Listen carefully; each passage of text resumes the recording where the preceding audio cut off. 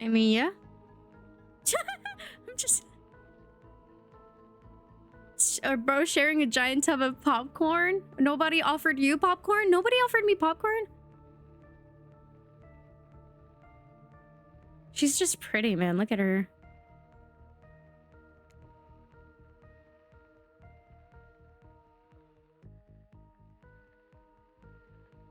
I need to read what's on the screen. I feel like people who play games that have words like this read, but I have a hard time reading myself. The scene was chaotic. Crowds had begun to gather. A dozen other officers were doing everything they could to keep curious onlookers away. But how could anyone resist wanting to know more? What are we talking about? Just telling us a story, right? Oh. For there in the middle of a busy market had appeared a giant box. Strange. Alien in appearance and massive in size. That's what she said. No one knew how it got there. Was it delivered? Built on site? In such a busy area? How could something like this just appear? A mystery. It was as if conjured by magic. But this was no illusion. The huge box was very real, and someone was trapped inside. Spirit pauses her story to look from face to face of each audience member. She has no expression, but you feel her vibrating with energy. She's in her element. Excuse me?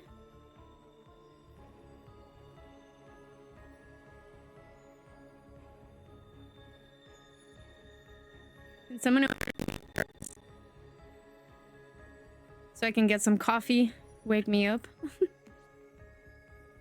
Help me! Someone cried someone inside the box. It was a man. Terrified, trapped, imprisoned, his voice trembling. By now, it was as if every detective in the city was there, looking the strange structure? Is that a word? Structure? Is that a word? Structure. Structure up and down, inspecting it on every side. It didn't make sense. There were no doors, no windows, no fasteners or seams. It was completely solid and much too heavy to move by hand. This is like the ASMR part. This is the part where y'all say like, yeah, I'm watching you before I go to bed. Maybe this is what I need to do. New dating sims. Okay, but I need to... Structure. Okay, I'm not crazy. That is not a word. Oh my god, behavior! Behavior!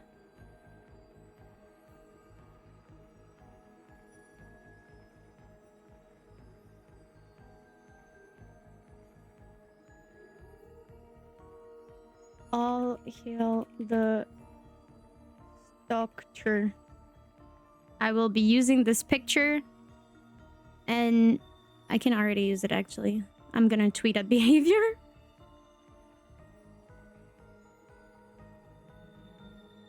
At Dead by Daylight.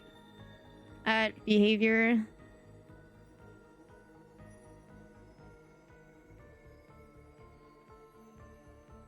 What the fuck is their Instagram? Mad BHVR, UK nerd. What is behavior's Instagram? I hate that when it does that.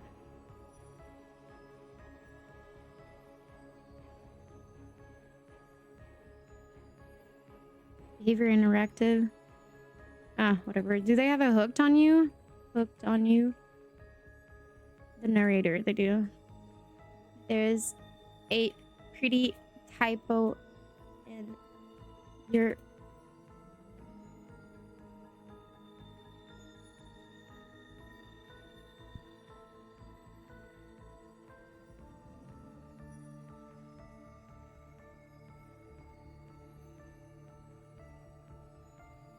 Does this mean y'all can hashtag shirt my survivor? Watch me use every opportunity.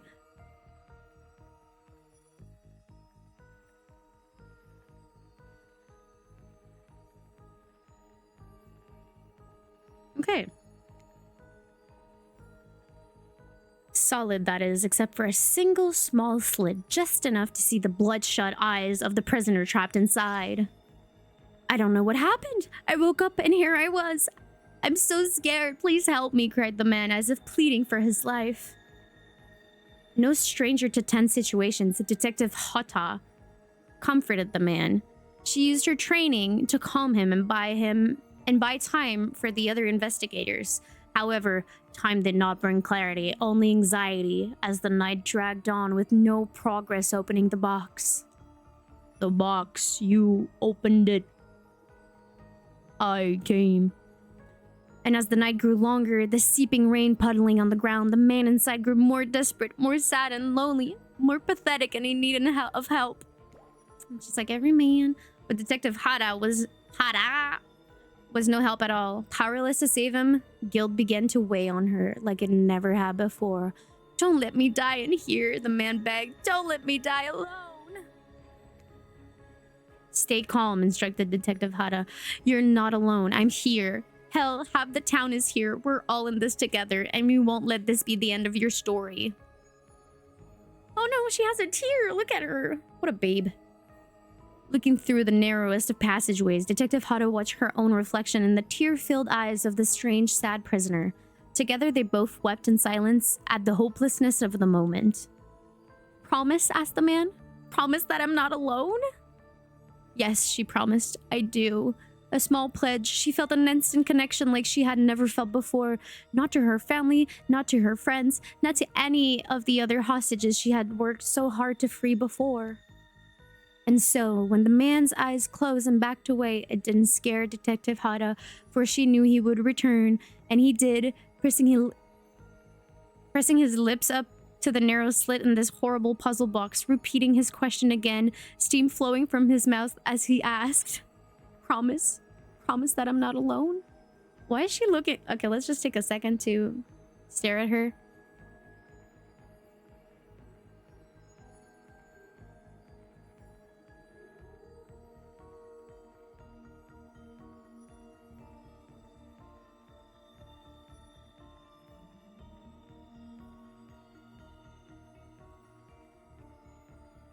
Hada.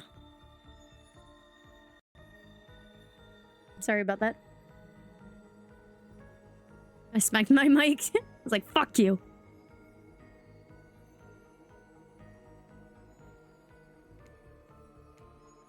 Yes, she promised, I do.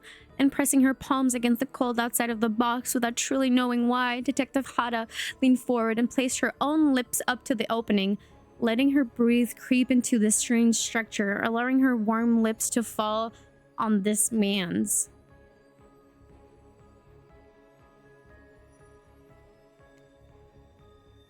It was a gentle kiss, a moment of compassion. She could feel in this brief contact the beating of her heart pulsing, blood through every inch of her body, matched beat for beat in this soft touch. Thank you, said the man. No trace of fear remaining in his voice, and he backed away into the darkness, disappearing in a single moment of eerie calmness. Get back! Yelled an officer, suddenly thrusting himself between Detective Hada and the box, breaking a silence that would soon be filled by a cacophony of wiring gears and clutching latches, and symphony of mechanical activity happening all at once. Something had triggered, as if an unseen lever pulled, and the side of the giant box began to slide open.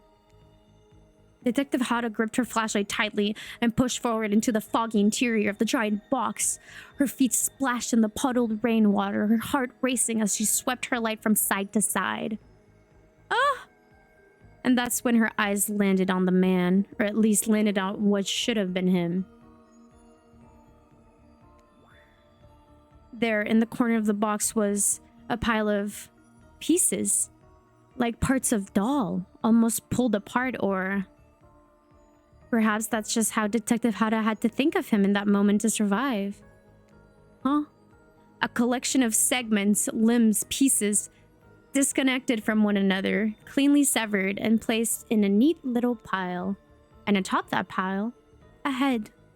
Cold, pale, eyes open, lips an icy blue. Spirit stares at the fire, her own expression lifeless, her lips blue. Tears fall from her chin and soak into the sand at her feet. You're blown away by the story, and it's safe to say you're not alone. Everyone else is looking into the fire, up at the sky, anywhere but at Spirit. I want to look at Spirit. It was you who chose her. You who initiated this harrowing tale. So sad, so creepy, so sensual. She really went into great detail when it came to describing that kiss. Too much detail. And no one is sure to act. And now no one is sure to act. Can I tell you guys that reading out loud for y'all is really hard for me because I am dyslexic and it's taking every single ounce of concentration in my body to do it. So I apologize if I skip a word every now and then. Dwight and Claudette are staring daggers at you. You have to do something. This game was supposed to be a lighthearted romp. Please, I said do something.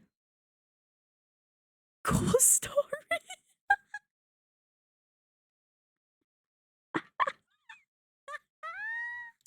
Say nothing, hug her, cool story, or stand up and try to start one of those slow claps.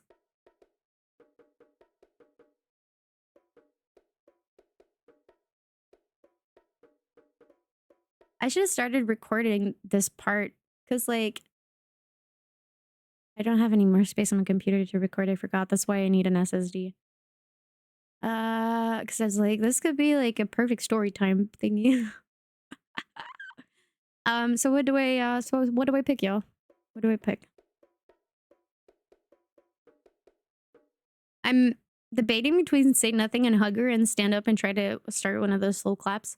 Being me, honestly, I would hug her because I am autistic and I can't talk, but I do like hugs for people I like. Good. You're the first one to talk. You stand in without saying anything, approach Spirit, reaching your arms around her for a hug. I feel like she's gonna stab me. Her robe, hovering in the air, begins to wrap itself around you and squeeze you into her. It's kind of like being hugged back, but also like being tied up. It's certainly not what you expected. Is anybody else getting a bit of flustered?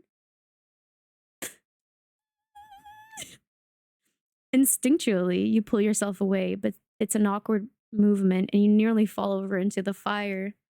Spirit says nothing and floats away without so much as a goodbye. You, meanwhile, realize everyone had just watched this truly strange interaction from the corners of their eyes. On that note, everyone decides it's time to take a break and split up for a little bit so that they can all have a moment alone before bed. Could open a window, right? Everyone leaves and you're alone by the fire. The only thing you hear is the ocean slowly lapping against the shore. This is nice. A true moment of peace and tranquility that lasts for all of 7 seconds because Trickster shows up and he's blaring his latest song. Of course. Sad cat, I think my chair just shipped. Give me a second. My chair just shipped. Ah! Let's see if it still says Tuesday, just because, you know, I'm hoping it'll be sooner.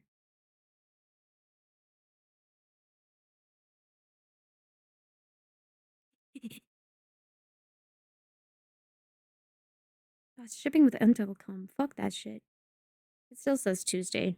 I'm hoping it won't be.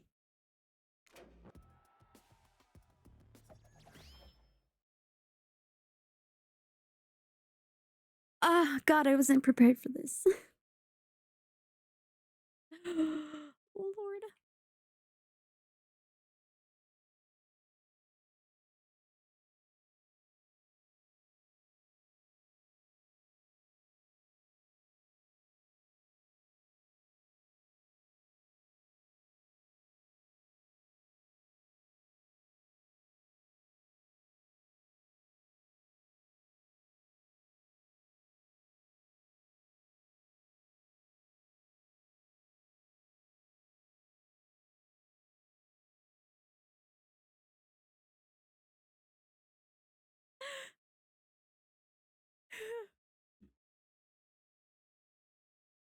I wasn't ready for this.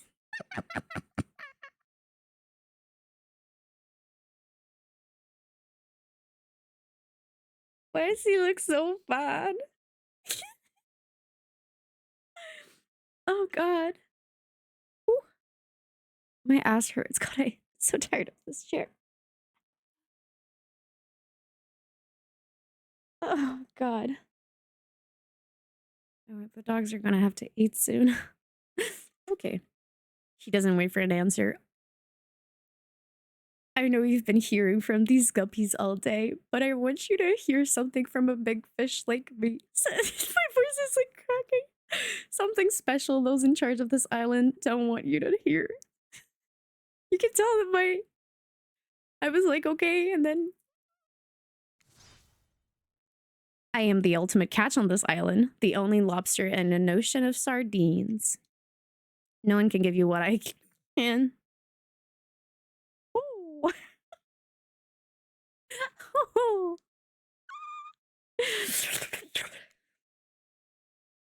You just have to find me. Oh my.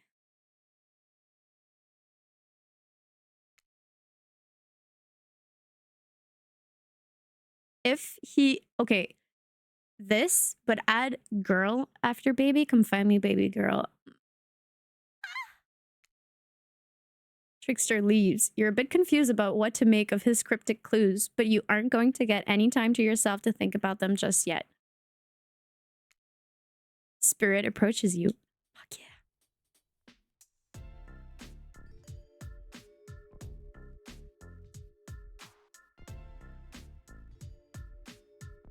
You know, I was watching you while I told my story. I could tell it was having an effect on you.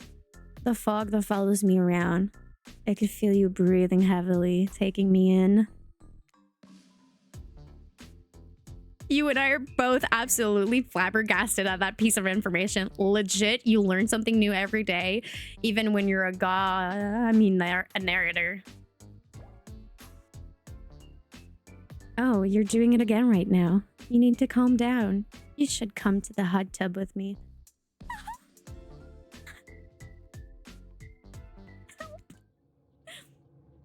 The ocean is talking now. Dipping in hot tubs with the spirit? You've come a long way in a single day. I'm not saying you shouldn't follow her. An offer like that. Just don't forget our little talk. Oh, I already forgot the little talk.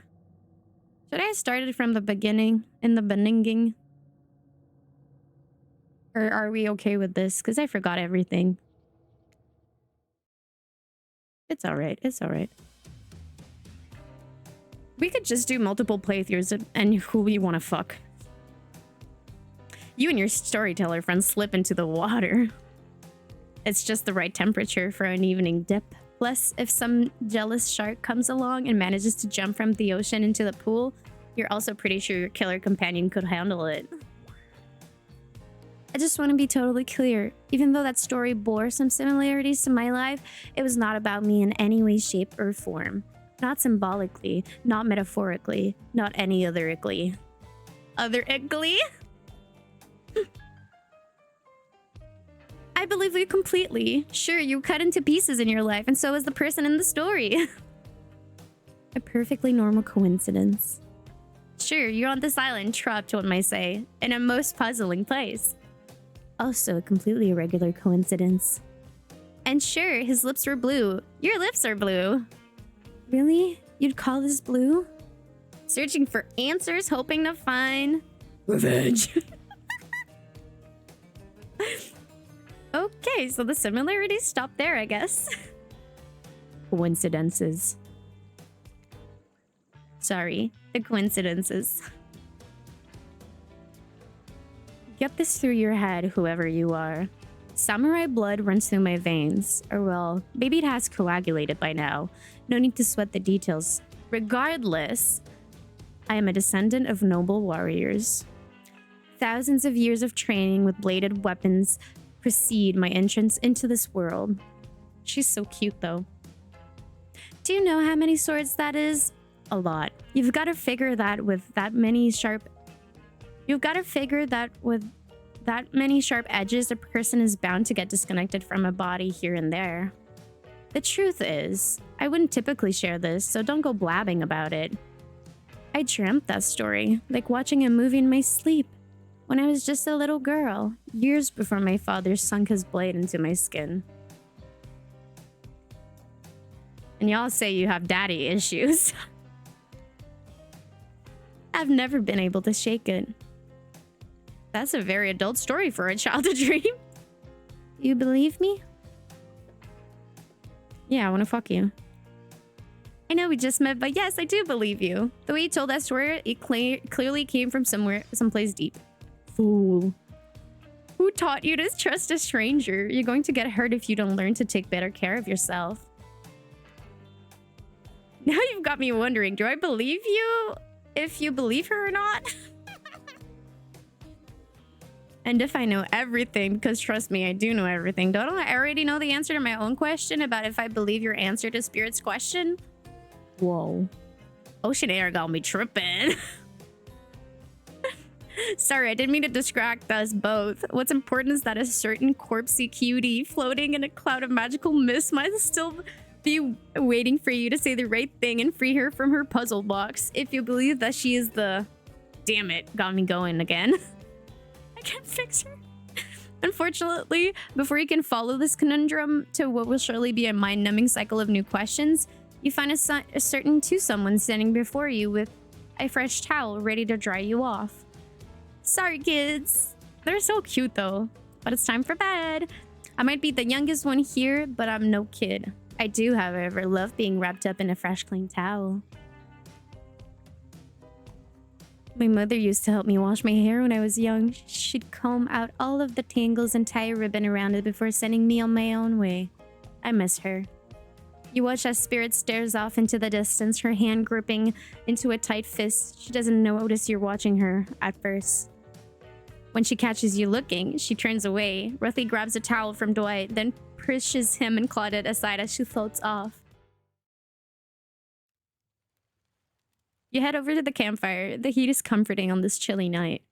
Looking to the crackling embers, you think about Spirit's story about the prisoner in the puzzle box. If you manage to escape this place, will you leave with your life?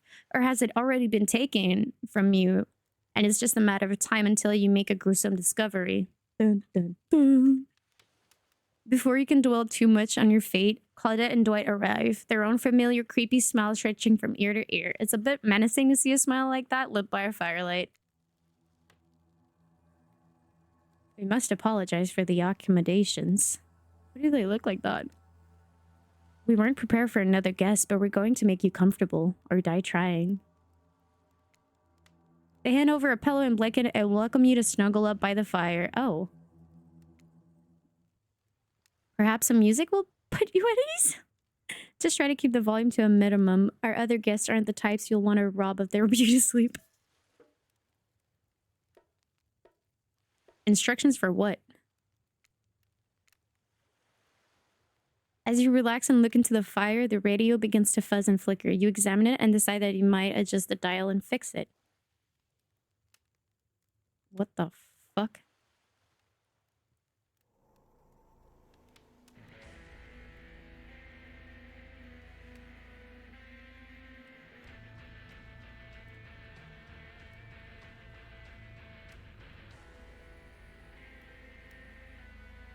That would be my type.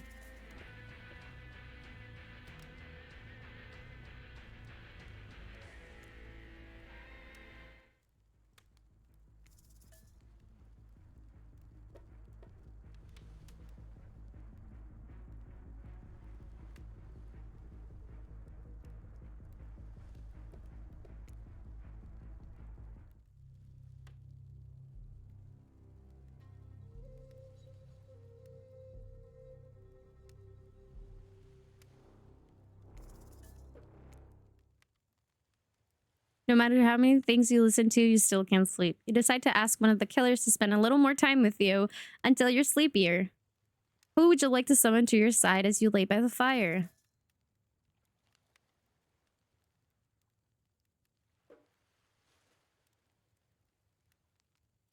I mean... right?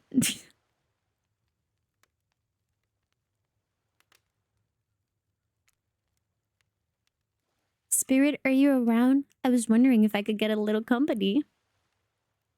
Spirit tells you her secret for falling asleep when she's feeling restless. I like to listen to flute music, dab on some essential oils, and steam my pores. Really? What? Even the dead like to relax. I don't really have any of those things around. A comb for me? Spirit reaches out and presents you with a unique item. It's a small comb carved from bamboo. I guess you could hold on to this. It was a gift from my mother. I want it back though. And if you lose it, well, you get your revenge on me? If it's the last thing I do. Yes, mother. You finally start to feel eepy. Except, maybe this isn't really a sleepy feeling. Maybe you're paralyzed. You try to keep your eyes open, but you can't. Darkness overtakes you. The dark voice from earlier speaks to you again, and shouldn't still be as spooky by now. You've had a whole day of strange voices in your head, but this one is still undeniably odd. The human body is made up of 60% water. Did you know that? Of course you did. Everyone knows that. Even amnesiac video games protagonists. Well, guess what? Drink as much as you like. You'll never get to 100%. You hear me? Don't think I don't see what you're up to. I'm trying to fuck Spirit. Leave me alone. You awake suddenly to see someone looming over you. Mommy? Huntress is riffling through your pockets? Oh, you're awake. I wasn't stealing from you, merely trying to get to know you better by seeing what sort of trinkets you keep close. I saw you with the Spirit right before bedtime. Look, I'm not saying I don't trust them, but, well, yes, I am saying that. I don't trust anyone I don't already have tied up, so I was making sure they didn't do anything fishy. Look at those thighs! And I was making sure you're not a soldier. Soldiers killed my father, you know. Oh god, daddy issues. We've got so many daddy issues. While I've got you, you should really consider spending some more time with me. I'm not scary. You're not? Not at all. I'm just a lost girl on a big island. I've been watching you since you got here, you know? Not in a creepy way. Is she hitting on me?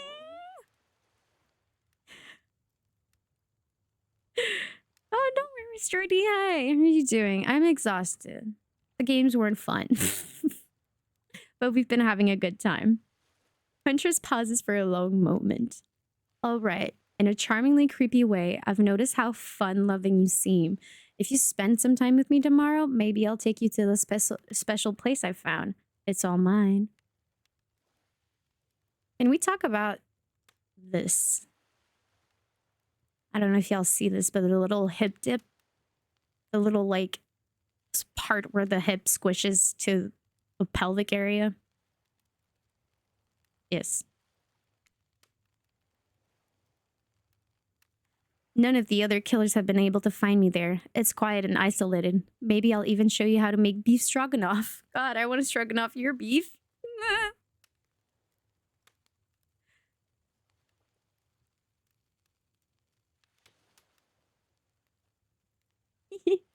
Missed you too, Jordy. Ecstasy. That all sounds very enticing. I'll let you get back to bed. It's been a long day. Shh. Huntress places a gigantic head on your forehead and your eyes flutter closed. Finally alone, for real this time, maybe. You drift off to sleep again. Hopefully you're not poisoned. Mommy?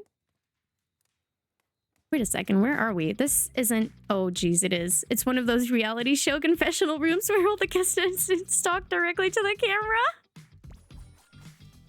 Look, I don't need anyone. I've been perfectly fine on my own since my mother died. I eat an all-organic diet of raw deer, beer, and human, and I'm as fit as a fiddle.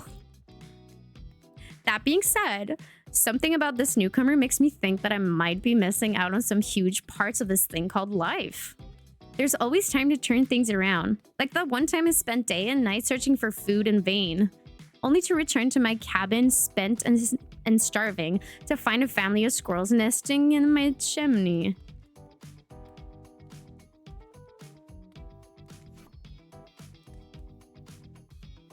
This is weird. I don't care enough to kill this person, but if anyone else wants to, I don't care enough to stop them. Might have to just kill the white to feel anything again. Now that's a mood.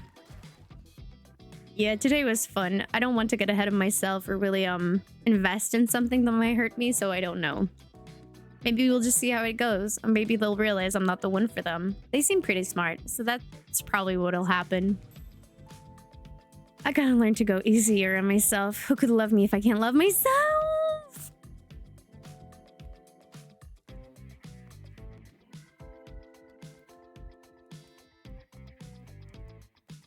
this.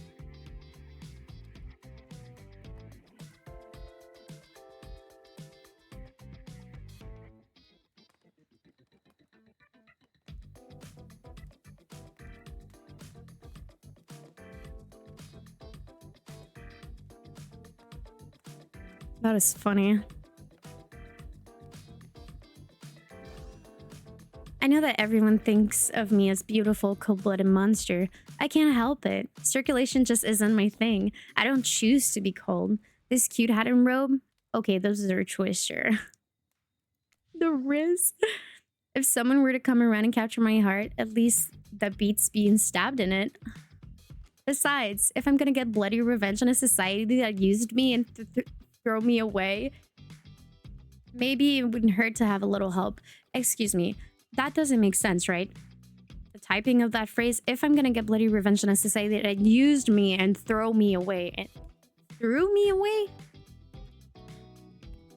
I'm sorry, they put out a game and they didn't like...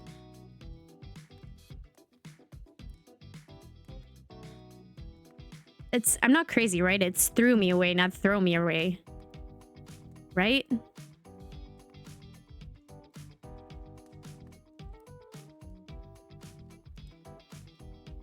Yeah, it should be through, I'm pretty sure.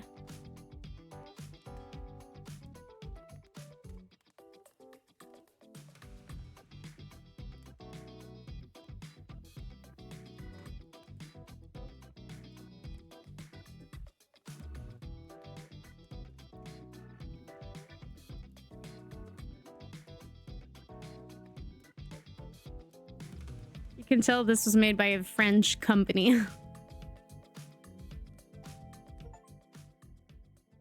Still alive!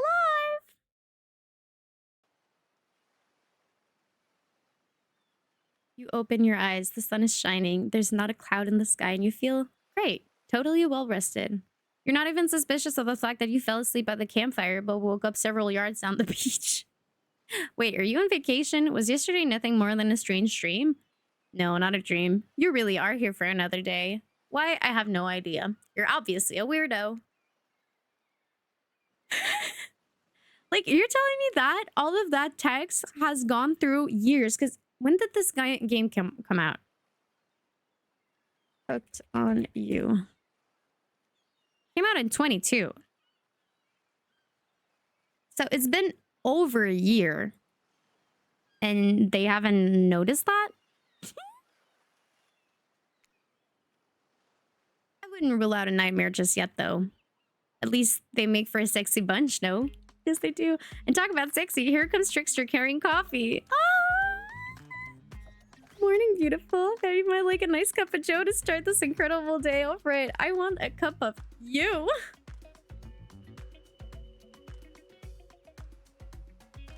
Trickster seems suspiciously cheerful. I'm sure there's nothing nefarious behind his joyful demeanor, though.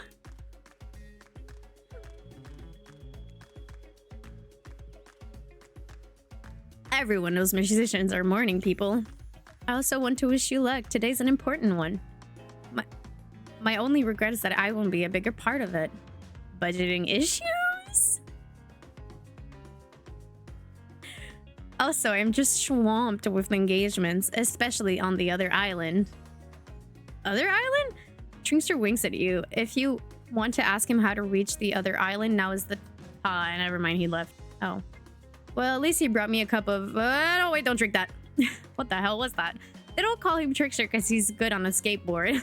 And he definitely didn't get that name because he brings people's drinks so they can have a good morning. That was almost certainly not coffee. And I don't want anyone casually poisoning, imprisoning, or torturing you. Yet. This is supposed to be a tropical paradise. The type of place you give a 5 out of 5, 10 out of 10, 2 thumbs up review to, not an eternal prison of pain. And please, make sure to leave a review. It really helps with the algorithms. Just trust me, I'm looking out for you. So can we please move on? Hey, wait a second. How did a possibly omniscient, possibly unreliable narrator physically just knock that coffee out of your hand? This is not Parliament, and the floor does not recognize the ocean to speak out of turn at this moment. I need no recognition, for I am the ocean. I dominate the land. I submerge those who defy me and become their watery grave. Actually, speaking of graves, I would like to say something. Something of grave importance. Fine, go ahead. Even if this place is an eternal prison of pain, and I'm not saying it is, even a place of extreme horror can still receive a 5 out of 5, 10 out of 10 thumbs up review. If it was crafted with love and or that's the type of thing you're into. You know, the ocean is right. A lot of hard work goes into a place like this. You should really judge it on the artist's intent. And whenever possible, start from the mindset of giving them the benefit of the doubt. Constructing these elaborate simulations, vacations, is not easy to do. Sometimes there are small bugs or inconsistencies, but that's just the nature of the process. Perfection is overrated. The universe is filled with mysteries. We ought to celebrate those who venture to bare their souls as part of the creative process with the ultimate intent of making things for our enjoyment, not to be overly critical of them. Are you two trying to sell me on this place actually being good? You don't have to say it like that, especially after I saved you from that poorly made cup of coffee.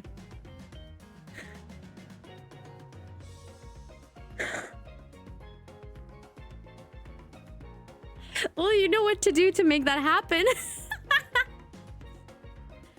Sorry, we should have been here 5 minutes ago. They always do this on the second morning. Sad, really. Even if they do make some great points. Oh, sure, they make great points. I agree. Can we please move on? Yes, of course. Apologies, Manana. The last few minutes aside, have you been enjoying your time here on the island? Yes, I've been having a lovely time. Yes, it's been really entertaining. Yes, I'm not suspicious. There's no option. What an encouraging response. And we're so glad you're not suspicious. Hey, Claudette, maybe Manana isn't suspicious because they've figured out what they're actually doing here. Zero chance. They're still clicking, even right now, to see how you'll respond. Hi, Kat. Yeah, I'm still going. We switched on over to the dating sim of DVD. Hey, look at that. Yeah, they don't know anything. It doesn't matter though, Manana. We're so happy to hear you're having fun. I didn't say I was having fun. We're all having fun, Manana. Do you hear us? We're all having fun. We do need to ask you one more question, though. We all had to sign away our rights to say negative things about this place. Would you please sign this non-disparagement agreement? No. No, I will not say anything negative about this island. You have my word that I, Manana, agree with the term of this verbal contract?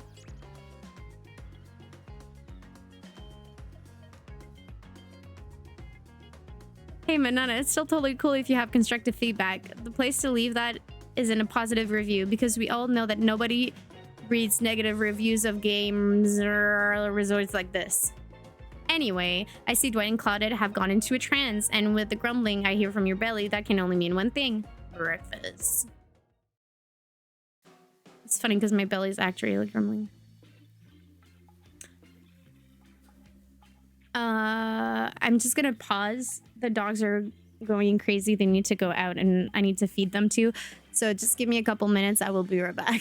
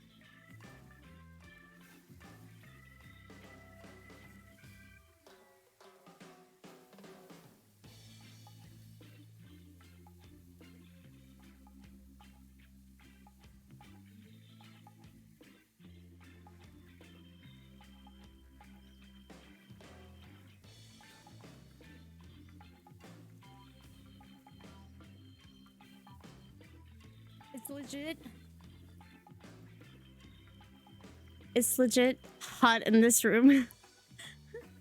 But now the door's gonna be open a bit. I got some water and ice because I was getting thirsty because, you know, it's getting hot in here.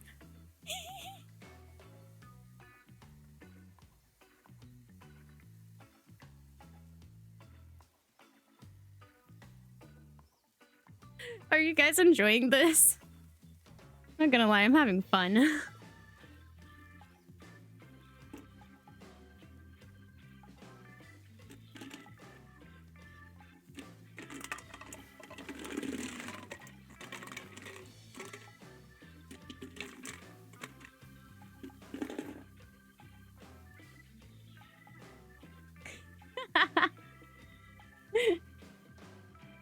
Well, that's good. That's good.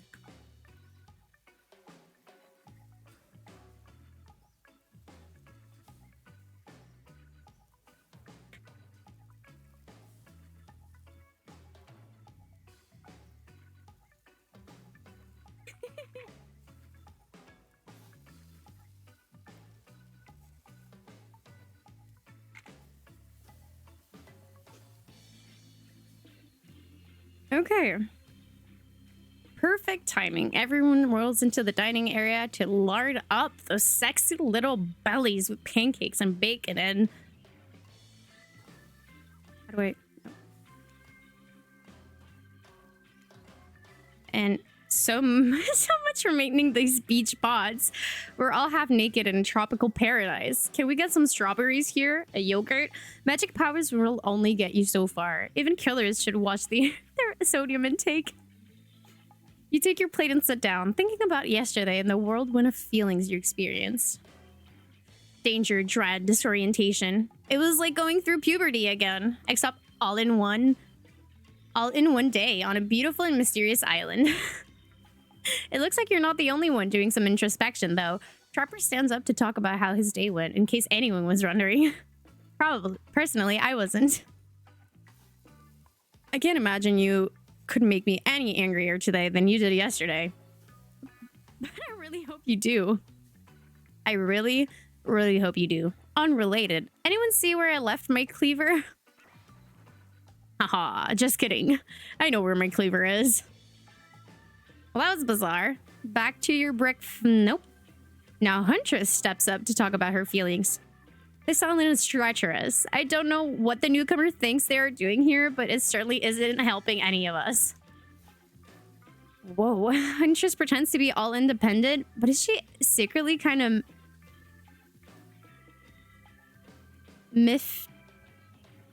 Is she secretly kind of miffed you and her aren't getting along? What does miff mean? I've never heard that. What does miff mean? Oh, well, that surely must be it. No one else would really stand up during breakfast, too. And just like that, here comes Spirit. Did everyone sleep well? I did, or should I say, I did not. I haven't slept in 20 years on account of the whole burning quest for familial revenge thing.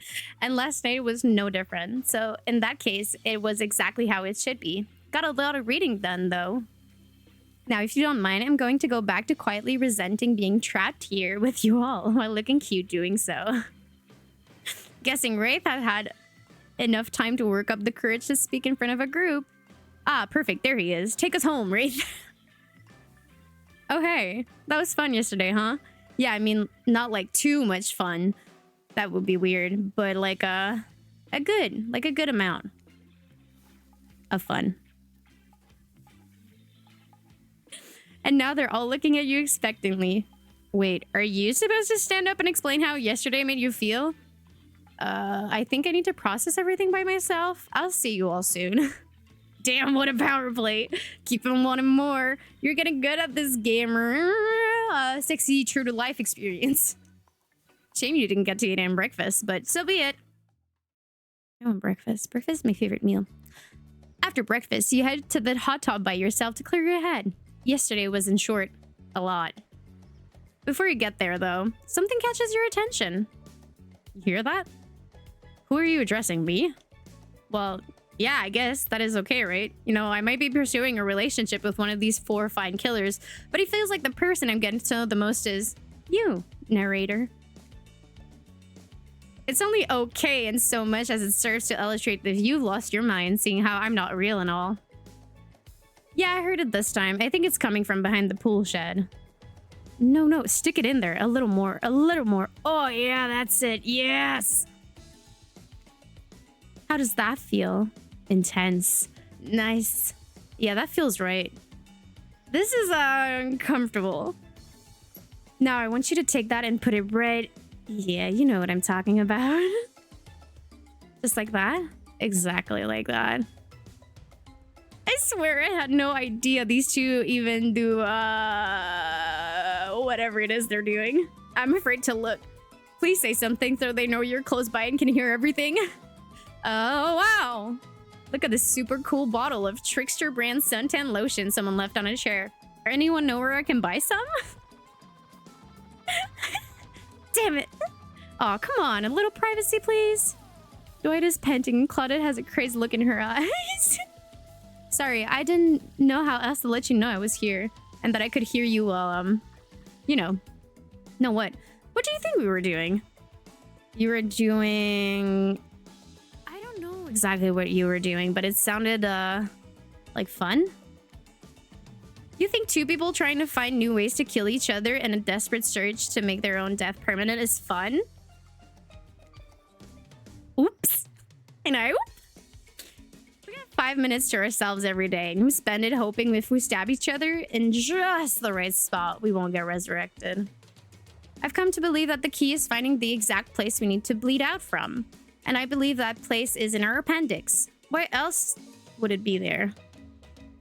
Makes sense to me. Did you actually think we were me and Dwight?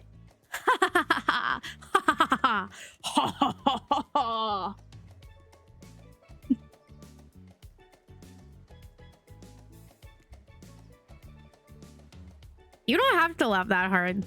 They get it. What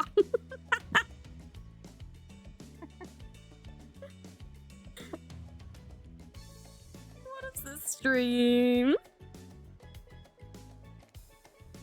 My life is a nightmare, and yet somehow I've never been worse than right now. Let's go, lover boy. I noted all of our entry wounds and our 5 minutes is up anyways. Good luck, Manana. You're gonna need it. And hey, if you can figure out how to escape this island, please make sure your ghost tells us how. It was both a tragedy and a comedy. A cragmedy? Shut up. I like it. Anyway, where were we? Oh, yeah. You're heading to the hot tub by yourself to clear your head. Yesterday was, in short, a lot. So far today has been exhausting too. Oh, that is savage. But you're dedicated to achieving a true centered sense of calm. No drama, no bullshit, just soaking up sun in a heated pool. Today you're on a date with you. Ooh, I like that. I want to be on a date with me. Who would make the first move? And aside from that disturbing thought, all is going to plan until a shadow blocks your precious sun. Spiky tipped like a palm tree is bending over to screw with you. But it's no trees at all, it's... Hey, babe. Breakfast was weird, huh? Everyone was getting up and announcing how they're feeling. What's that about? Some forced kind of check-in with the group? I don't like it. Fishy. Kind of lazy. Whatever, though. Breakfast is dumb. No one should eat before noon or after 4 p.m. Yeah, I do intermittent fasting. You see my abs, by the way? No, don't promote that. Don't promote that. That is so bad. Lord. Maybe you can see them later at my private stage on the other island. You know, IP Island, where all the Hollywood celebs hang out. If you play your cards right. Is that a reference to Epstein Island? I could give you a private show. Catch you around. His abs are pretty amazing. You gotta give him that. And the blow-up bat, threatening but adorable. Makes for an interesting silhouette. Genius design. He's a psychopath, just like the rest of them. You don't gotta give him anything. And we're not best friends. Just because we had a little talk about doing little talking, it's not an open invitation to go smashing the fourth wall every 5 seconds. Okay, now, that that guy is gone, we've got some ground rules established that we're definitely going to abide by. It's time to lay back, take some deep, slow breaths, and nope. Another shadow. These people will not leave you alone. Thank you, Ryan. Thank you so much. Let's see who it is this time. It's Spirit. That checks out. You two have gotten pretty cozy. We should get out of here. I know a place that brings a bit of welcome darkness to this tropical nightmare. Best of all, I'm the only one that seems to know about it, so we won't be bothered there. I don't even know why I'm telling you, really. It's my private spot, but I guess I've got a feeling that you'll appreciate it in the way I do. Not like these other killers. They don't get me. But I'll get them. Oh, I'll get them all, and I'll get my father too, and I'll punish him for what he did to my mother and me.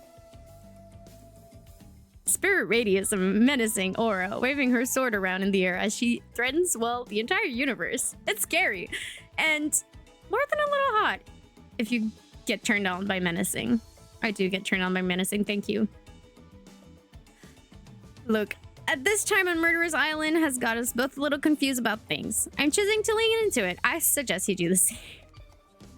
You've seen her get mad, which is probably enough to scare you into compliance. But you've also seen that there's a more sensitive side hiding within her.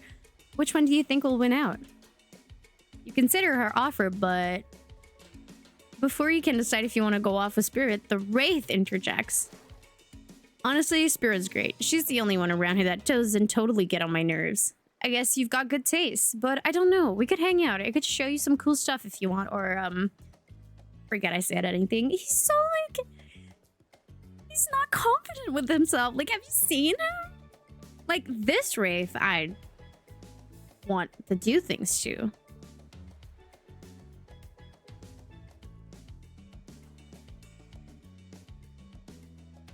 Tough choice. You weigh your options quickly because you can only go on one date today, and you also don't want to be hacked to pieces for saying the wrong thing. It's always good to remember that these are all cold-blooded killers. But you know what they say? When life gives you lemons, you make lemonade. Where's lemon? And then die a horrible, writhing death after drinking it because the lemons were poisoned all along. Sorry, this island really has got me tilted. So who would it be? That is not even a question. I mean, it is, because I do like Wraith, but like, I gotta go with Spirit. You've made the correct decision. But know this, just because you picked me doesn't mean I'm going to slobber all over you like a dog, understand? I see your dogs on the bottom of the screen, girly pop. I'm slobbering over you like a dog. Well, of course you still got a lot to prove to me. I want to believe that our connection is real, but I've been hurt before. Literally. With a katana. Parentheses to talk about the fact that one of my favorite lines in the Suicide Squad movie, the first one, is when Rick Flag gets on the plane and goes, "This is katana!"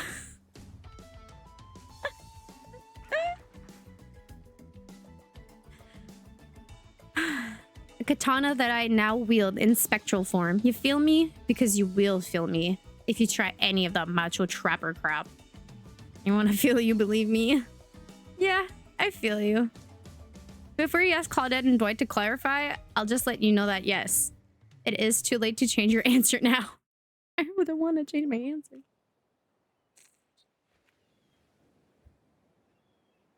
Revenge never... You and Spirit arrive at the coast overlooking the Black Lighthouse. It's old and decrepit, but still impressive. There's something magnetic about it. You can see why Spirit would be drawn to such a place. You look Spirit up and down and notice that she's wearing all black, just like the lighthouse. I'm noticing a bit of a theme. Is black your favorite color? Black isn't really a color at all. It's the absence of color. It's a void. That's exactly what I was about to say too. Like me. Spirit smiles. We made her smile. We made her smile. Nature abhors a vacuum. You're not sure if that's a good thing or a bad thing. The lapping waves on the shore of the coast set a romantic tone. The fog that surrounds Spirit everywhere she goes blends perfectly with the mist rolling up over the rocky shoreline. She's at one with this place, and so are you. The peace doesn't last too long, however, as the lighthouse lets out an eerie howl, like a monster dying. A spiraling black light stretches out across the sky. Spirit has to yell at you just to be heard. Oh yeah, it does that. The light and sound recede, and the two of you sit in silence. Spirit lays a towel down and then pats on it gently. Clearly, she wants your company, so you oblige. When you do, she takes out some sunscreen and hands it to you. You're not exactly sure what to do. Is this an invitation to get it in a little hands-on action? What else could it be? Now we're talking?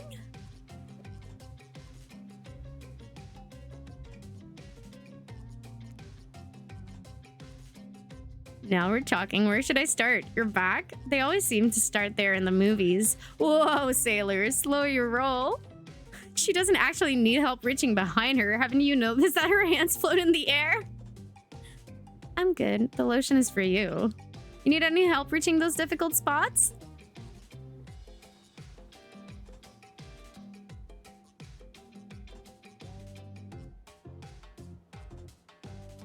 Screenshot, screenshot, screenshot, screenshot. I'm gonna send this to Panda.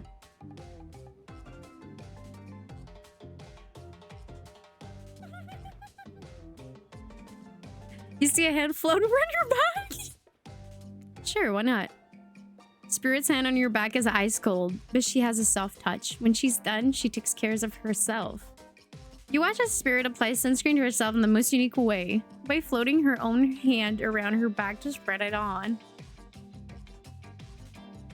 Ask about the shards of glass taken out from her. Comment on her floating hand's ability.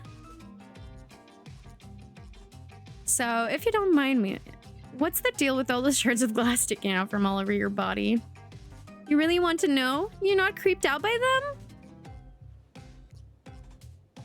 You're not creeped out, just nervous because you know the answer might be very personal, but she's a person you want to get to know. I was just thinking about what you must have gone through to end up like that. It had to have been horrible. It was worse than death. At least death ends, eventually. But I wouldn't want to forget it. It literally made me who I am right now. Spirit will remember that. Truth is, I could put all of these bits of glass that are stuck in my flesh out right now if I wanted to. But I don't want to. Each shard is a reminder of what my father did to me and what the world did to him. That's why I refuse to play the universe's game. I hate the idea that I'll be forced to succumb to pressure the way he did in the end. The way that fear and anger filled him up and then came bursting out. The way his misery flooded our home and drowned us all. Yeesh. It's hard not to think about revenge. The dragon inside me is doing to me what the world did to him. I have to fight it. Even though it gives me strength, I must maintain control. You're stronger than he ever was, I'm sure of it. I appreciate that, Manana. Oh my god! I suppose a little help isn't a bad thing in life and love. This world is a lot to endure alone. Maybe I could use a little assistance reaching my delicate toes for a bit of lotion. You know, having your body contorted into these vengeful poses, it really does a number on my joints. It rubs the lotion on its skin.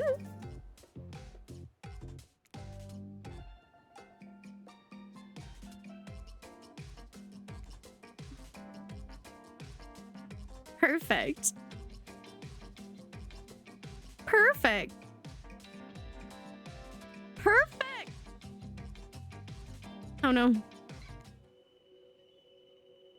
Well, I suppose that the lotion made it to where it was supposed to be going eventually.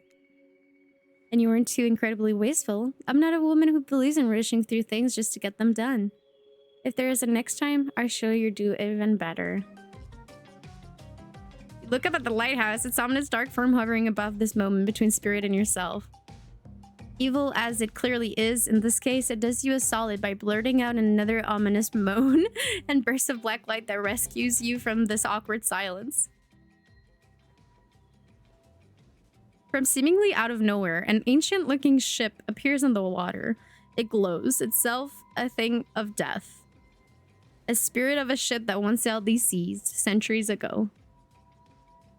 A tattered black flag whips in the ocean air above the ship as it careens towards the shore. Before crashing on the rocks, it must have been drawn in by the lighthouse. You hear the distant shouting of sailors as the old wooden ghost ship breaks up and sinks into the water. Oh, right. It does that sometimes too. Should we, do something? Nah, the sharks will take care of it. Within a minute, the ocean is quiet again, except for the waves. Note to self, hungry sharks. But these time-traveling pirates, or whatever they were, you're half sure you saw one of those skulls and crossbone flags. Aren't the only ones drawn here today. It's Wraith. He has emerged from the palm trees behind you. I didn't come here to break up your date or something. I came here for that. Breath points to the lighthouse. It is indifferent to his attention. After seeing it in my dreams, shining a strange light on me, I can't avoid it. Through woods and walls, nothing seems to stop it from reaching out to me. Duh, it's a haunted lighthouse. It does that to everyone at some point. You're no more special than me, those dead pirates, or that mermaid I saw washed up on shore that one time. Ew. Mermaids, by the way, aren't even close to as beautiful in person as they are in movies. More sea witch than underwater princess, if you get my drift. It's all part of a vast conspiracy, an epic river of lies that runs beneath the island, or something. I'm pretty sure I figured it out. The basics, anyhow. If you come with me, you can get cut. Spirit waves her katana, nearly trimming a couple buttons off of a Wraith's tropical top. He takes the hint and backs away a few steps slowly.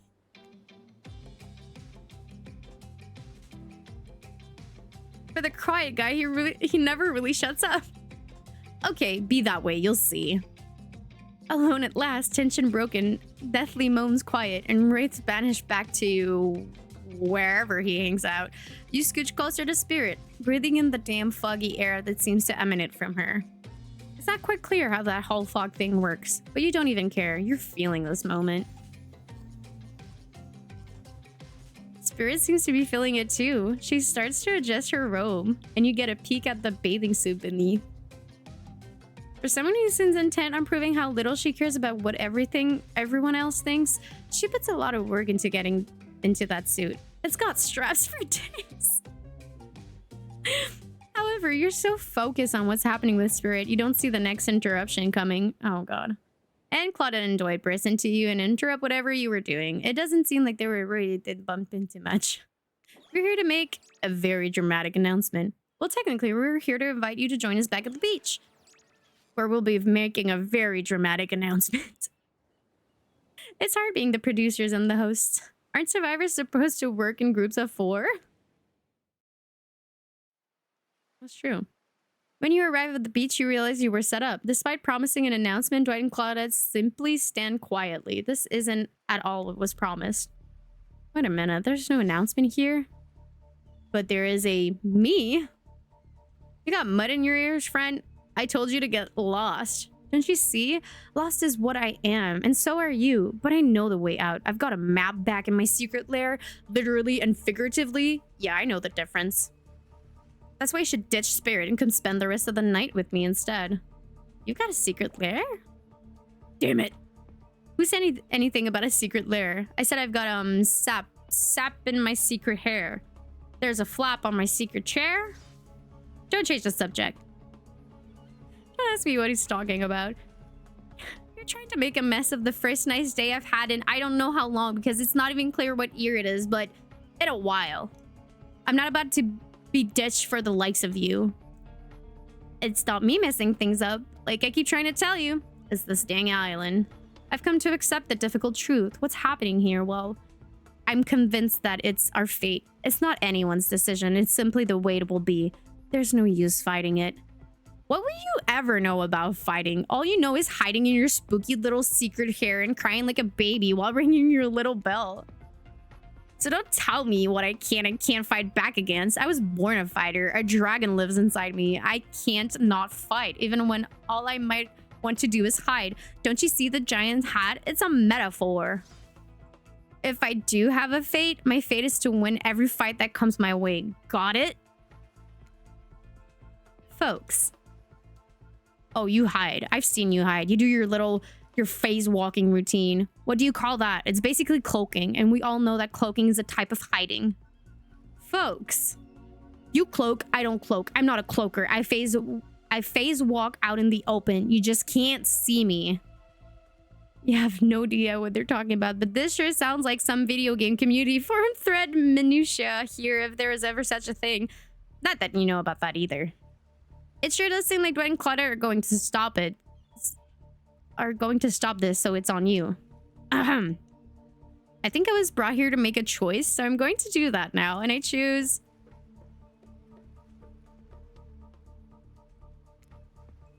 When it comes down to it, neither of these two seems easy to love. I mean, damn. Spirit literally has broken glass shards sticking out of her, but she has a certain charm to her gloom. Spirit and I were actually having a nice time. Besides, if it's my fate to end up on this island, well, to hell with fate, really. And don't take this the wrong way, Wraith, but the amount of awkwardness you pack into a single day, no wonder you're so skinny. All that second-guessing yourself must burn a lot of calories. No offense taken, it's... Yeah, okay, it's true. I can be a little awkward, I guess, sometimes. Right, so I'm gonna stick with Spirit. Spirit breathes a sigh of relief. Aw. I've got enough revenging to do without having to kill you and a Wraith, too.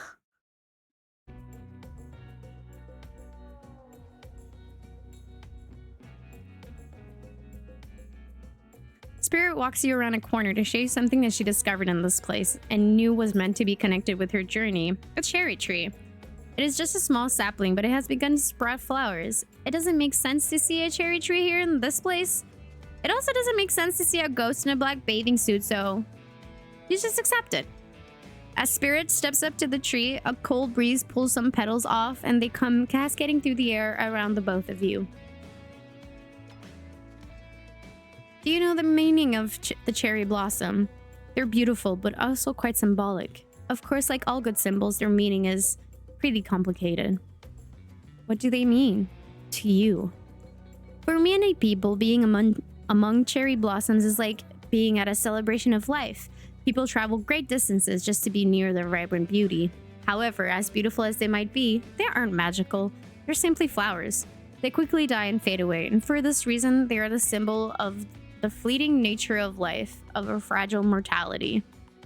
In a way, it's the specter of looming death that calls attention to this special moment to see and appreciate life. How does that duality make you feel, Manana? Empowered, frustrated, and unsure. Empowered? The knowledge that life and death are a cycle has given me peace, has always given me peace. Accepting the fleeting nature of life, like the beauty of a flower in bloom, allows me to appreciate the moment without being too hung up on what comes next. As you explain, Spirit's face begins to look sad to you. You're not sure why. It's not the happiest topic, life and death. But why should that matter? Then it dawns on you. Spirit has been trapped in this ghastly state of death with no hope to cycle back, no rebirth. Her moment of blossoming life long gone. That scary time of death and decay that comes after the good part, that's Spirit's eternity. I feel like an idiot. I wasn't talking about you. I wasn't even thinking about you. You just answered from the heart. I can't let that bother me. Our priorities are not the same. I have my mission. Once the fallen cherry blossoms represented the souls of samurai warriors, those with noble characters, those who did not fear death, those who were killed in the greatest sacrifice to honor their emperor. Their lives were short, but their purpose gave them beauty. Those warriors saw death coming, but they never despaired. They stood and faced it. They held their swords and struck down their fear. But despite the samurai spirit that lives on in me, in my noble bloodline, my life has ended, but my death continues to stretch on. The cycle is frozen. This cherry tree, it's not real. Though its petals fall, they soon replenish. It's as if it were installed here by someone. You watch as Spirit chooses her words very carefully. By something, with no respect for the balance of life and death. We're sorry to interrupt. You know we don't believe you, right? Yep. But this time we've got a really good reason. It has nothing to do with us being manipulated by an unseen force, because that's definitely not happening. Nobody accused you of that, but okay. We're just here to tell you it's time for dinner, silly. Oh, how silly of me. Get it while it's hot.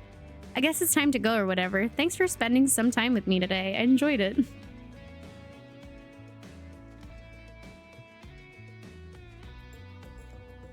Me too.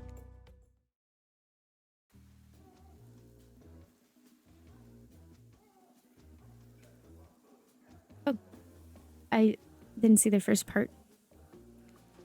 But enough gentle ribbing. It's time to get back to business. All the appetizing singles have arrived for dinner, including Trickster. Wraith is here too. What did Kindred just do? We're not going to do the gag where we cram them all on screen at the same time again, so just believe me, they're all here. And they're just as sexy and demented as you remember them.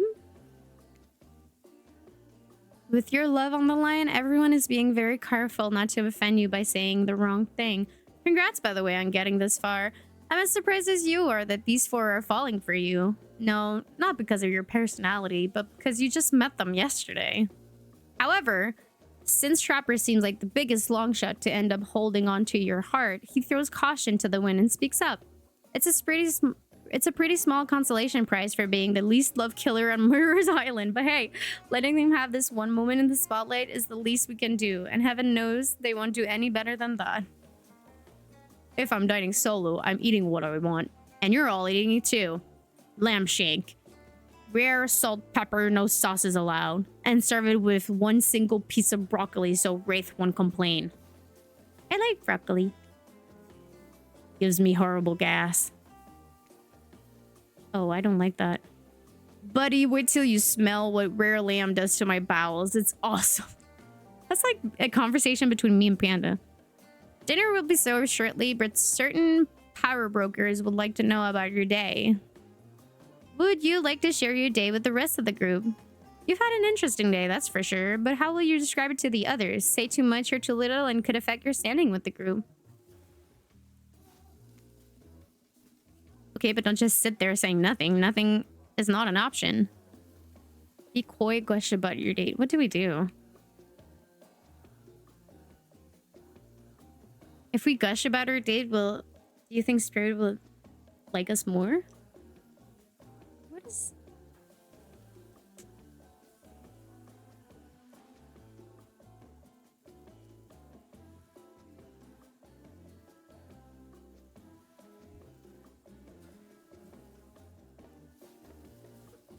I don't know what to do.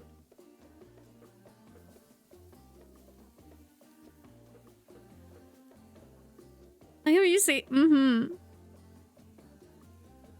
But, about what?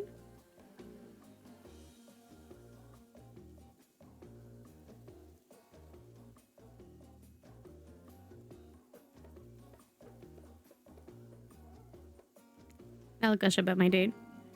I wish you could all get to meet the real Spirit. She has a beautiful soft side, and you'd all get to see it if you were a bit nicer to her.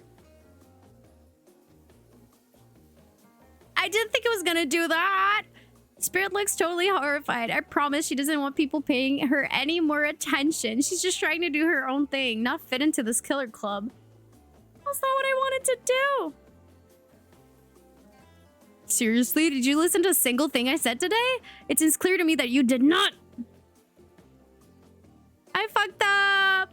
Bud and Claudette bring out dinner. Everyone eats in silence. No one trusts anyone now. They're all very tired. Oh wait, no, sorry. That's a dreary supernatural horror thriller set in Antarctica. Not a charming parody dating sim set in an undisclosed tropical paradise. Bon appetit. Don't you mean bone? No. Almost everything we serve has a lot of bones in it. Even the vegetables. Impossible to avoid on this island. Everyone eats without speaking. Tensions are rising, both of the sexual and deadly variety. When everyone finishes, Dwight and Claudette come back to clean up the tables. They linger around you as they pick up your plate, take your napkins, and dust crumbs off of the table. What would you like to say to the servants? Thank them, ignore them. Well, thank them. I'm fucking Canadian.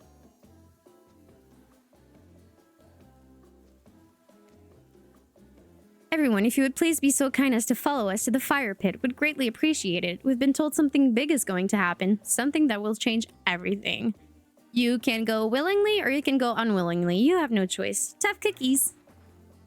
Did you have a choice on how you said that, dweeb? They did not say dweeb. They said dweeb. Yes, and I immediately regret how I did. Good. Something needs to change around here. Fire is rebirth. Fire illuminates the soul. I hope the fire isn't too smoky. Smoke hurts my eyes. I have pretty sensitive eyes. I'm also horribly afraid of it. The fire, I mean, not my eyes. Because of childhood trauma involving fire. Don't we all have childhood trauma, Wraith? We get it. He's a little trauma boy. And finally, everyone starts moving towards the fire pit. If only to get away from Wraith's complaining. But how Tony is, right? You take a seat on a comfortable log, feeling the fire's heat against your skin, and wait for other killers to take their places, wondering who will want to tell a story this time. Will narrator tell a story? I bet they've got a stunningly creative mind. Hey, you think. Are they allowed to simply place thoughts in my mind like this? Doesn't seem fair. Everyone makes their way in, but something unexpected happens. Nothing. Nothing happens. Something always seems to be happening here, so nothing is probably not a great sign. Oh, cool. I know everyone is looking at you. So, you know, do something. Should I pick someone to tell a story, or we could play charades? Boggle? Well, we're actually thinking, why don't you tell us a story? Oh, fuck. Wraith points his spine and skull staff thingamajig at you. Thingamajig! You duck out of its way. Who knows what that thing can do? Probably shoot lasers? Try not to bore us. We're just very interested in you. Don't speak for me, Huntress. Now, you can't tell if you're warm for the fire or if it's your nerves heating up. I know that the fire is right here, but maybe if we stop talking about it all the time, we can start to pretend it's not here and doesn't, you know, threaten to burn us all alive. He's not supposed to hear me. Get out of here, Wraith. Manana was about to make an important decision about telling a story or not. I'm not a telling the story type, but... Sure, I'm game to tell a story. I hope it's a mystery. It's trickster. Okay, so what type of story do you want to tell? Romance, adventure, action. Romance.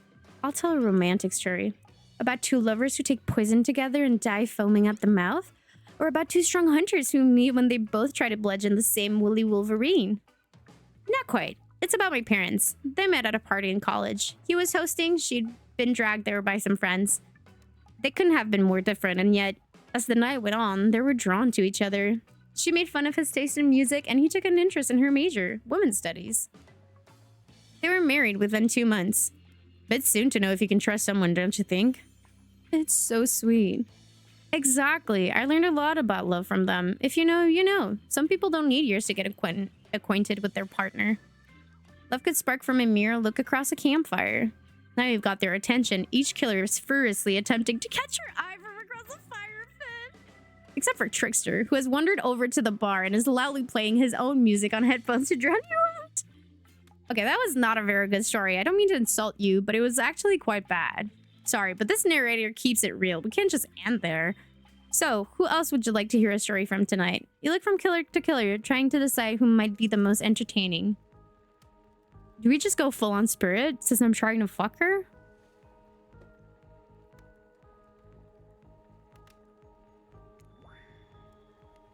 I suppose I could tell a story. I don't really want to, but anything I say is sure to be better than whatever you get out of anyone else in this group. Like all good stories, I stole this one from someone in the past who is dead now and can't do anything about it.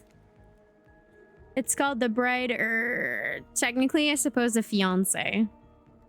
One winter, a young couple decided that the next spring they would be married. The two were madly in love and could not wait for the snow to melt so they could join in matrimony and unite their souls for eternity. Per the latest bridal trends, they decided to have their wedding ceremony at the edge of the woods by a beautiful shabby chic farmhouse.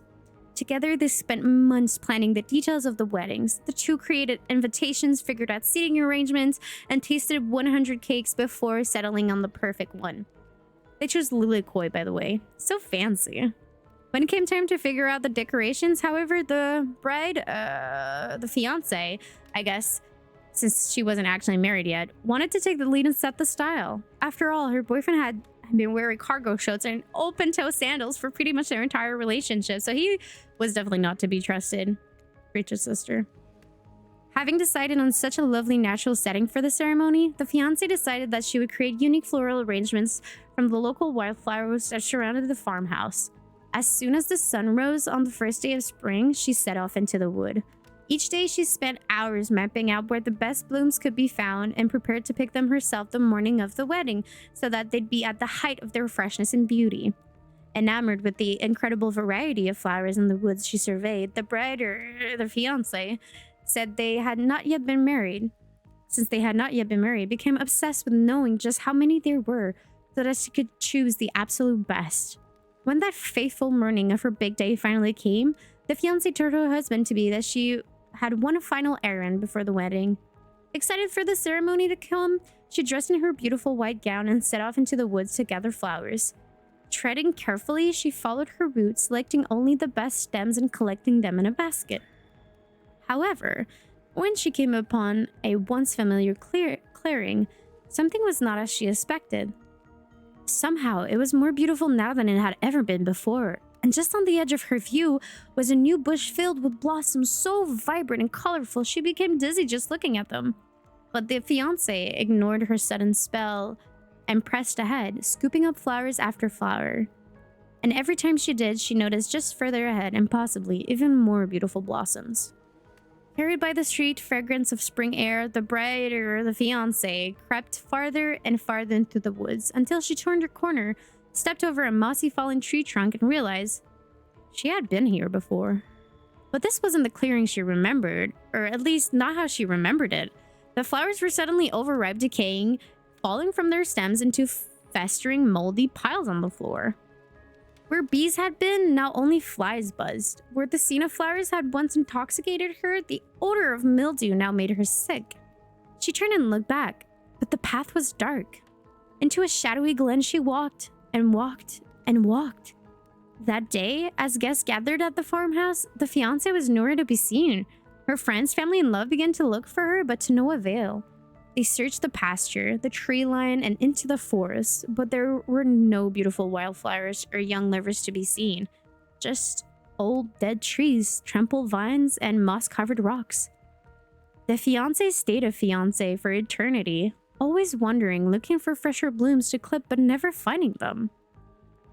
Distracted by a never-ending search for perfection, unable to see that you are loved for who you are, out there all alone.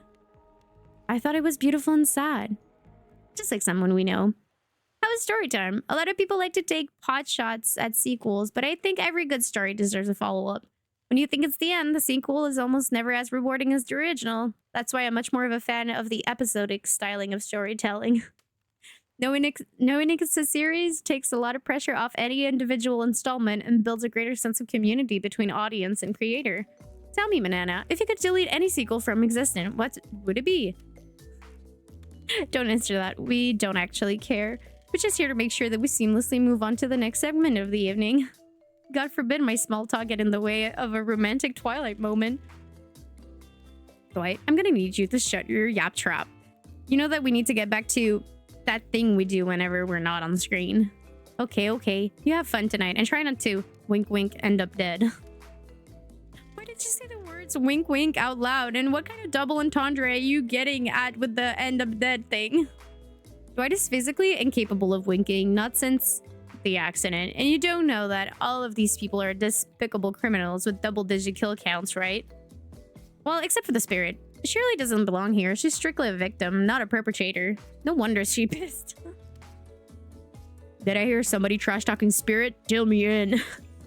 What do you say we take this talk to the hot tub so I can soak this bod while I roast that ghost with some killer hot takes? Please, enough talk of burns. Things that are lit or getting blazed. It's enough that these activities have to be set near the literal fire. Must I be surrounded by figurative flames as well? What if we turned and ran as far from this place as we could, just you and me?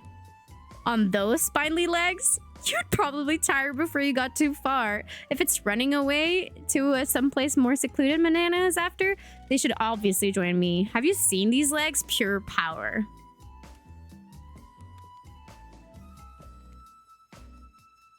Not that my walk speed really reflects my giant stature, But that's because I choose to move slowly for stealthy reasons. It's my own choice and it's completely logical.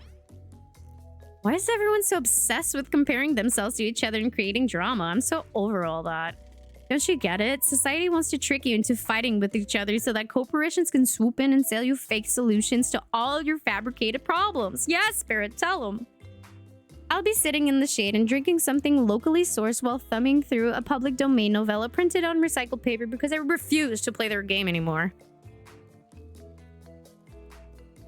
It's like she's actively trying to be as unappealing as possible. Does it really turn anyone else on or just me? What? I'm very turned on, thank you. Despite Trapper's insatiable appetite, it seems his attention, along with the attention of everyone else, is still on you for the moment.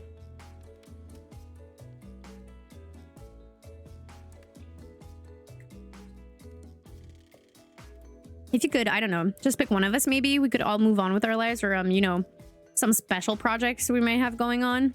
You heard him. Who will it be? Who will you head off with for an evening activity?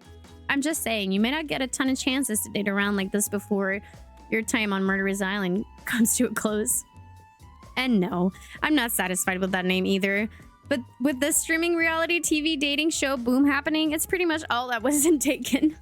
Which killer will you pick? And yes, we're back to excluding Trickster because, that guy. Spirit. Oh, you picked me. Yay. Sorry, that was rude of me. I despise phoniness, so I should be honest with you. You make for interesting company, and I love the idea of winning over these other killers at all costs, even when I hate the game and the prize. But I had a long day. Floating, subverting expectations, grinding my teeth as I imagine sweet, sweet revenge. It takes a lot out of me. So don't stop bringing your A game, alright? It might seem like I hate everything, and getting to really know who I am is an impossible task not worth trying, but too bad.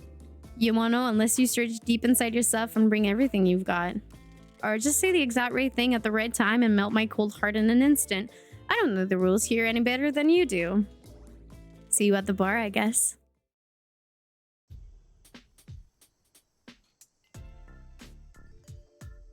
You arrive at the bar to find Dwight and Claudette both holding cocktail shakers surrounded by a bevy of bottles for assorted booze. Stinky, this is not the time.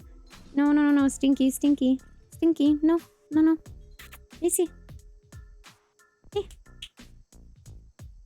Ali.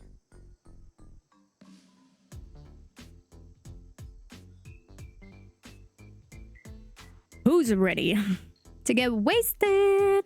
Well, I don't drink, so not me. You really don't drink ever? Is that like because it would just fall out of a hole in your stomach thing? Or I don't drink alcohol because alcohol is poison of the body and the mind, and I don't need to act like a fool to have a good time thing. Then why did you choose a mixology lesson as your romantic nighttime activity? Everyone knows this kind of date is just an excuse to get loaded up on booze and make terrible decisions. It's true, not a single person has ever learned anything out of one of these things. Dwight, no, that's not true. You learned how to tie a tray knot and a stem using only your tongue. Whoa, who ordered the soda with a splash of my private business? Because that's off menu. Well, I know what I'm drinking to forget tonight. Mixology is a real thing and it doesn't require alcohol to be interesting. I'll have you all know that I worked at a restaurant before I was violently executed. By your father. On whom you will have your bloody vengeance, right? Right? Well, so be it. How about my Nana? Do you drink? I'll stay sober.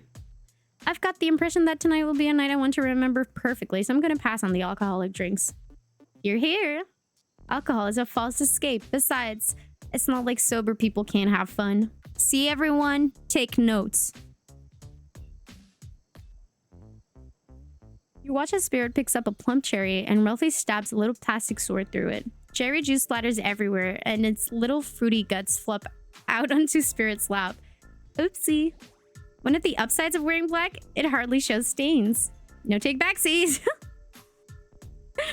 So lovebirds, what drink shall we make? Fancy beer, zombie, bloody murder. Oh. We're trying to impress her, right? So dark and stormy. How about a dark and stormy drink for my dark and stormy date? Okay, that one is cute. Yes! Please allow us to demonstrate how a dark and stormy is made. First, rum, or in this case, rum and strack and a bit of apple juice is poured over ice. And then fresh gingerbread beer is added in, garnished with a lime wheel, and drink. The end. Do you think you're up to the challenge of replicating this recipe, Manana?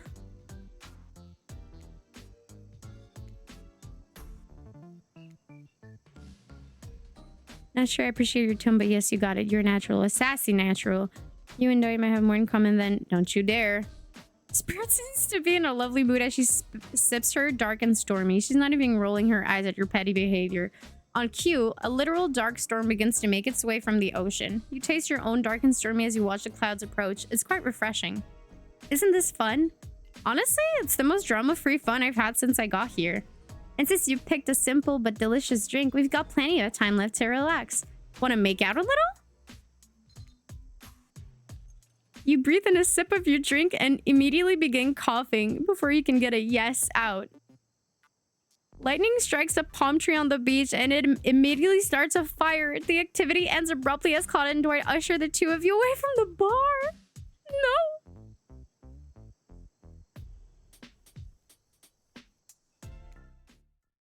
We're supposed to make out.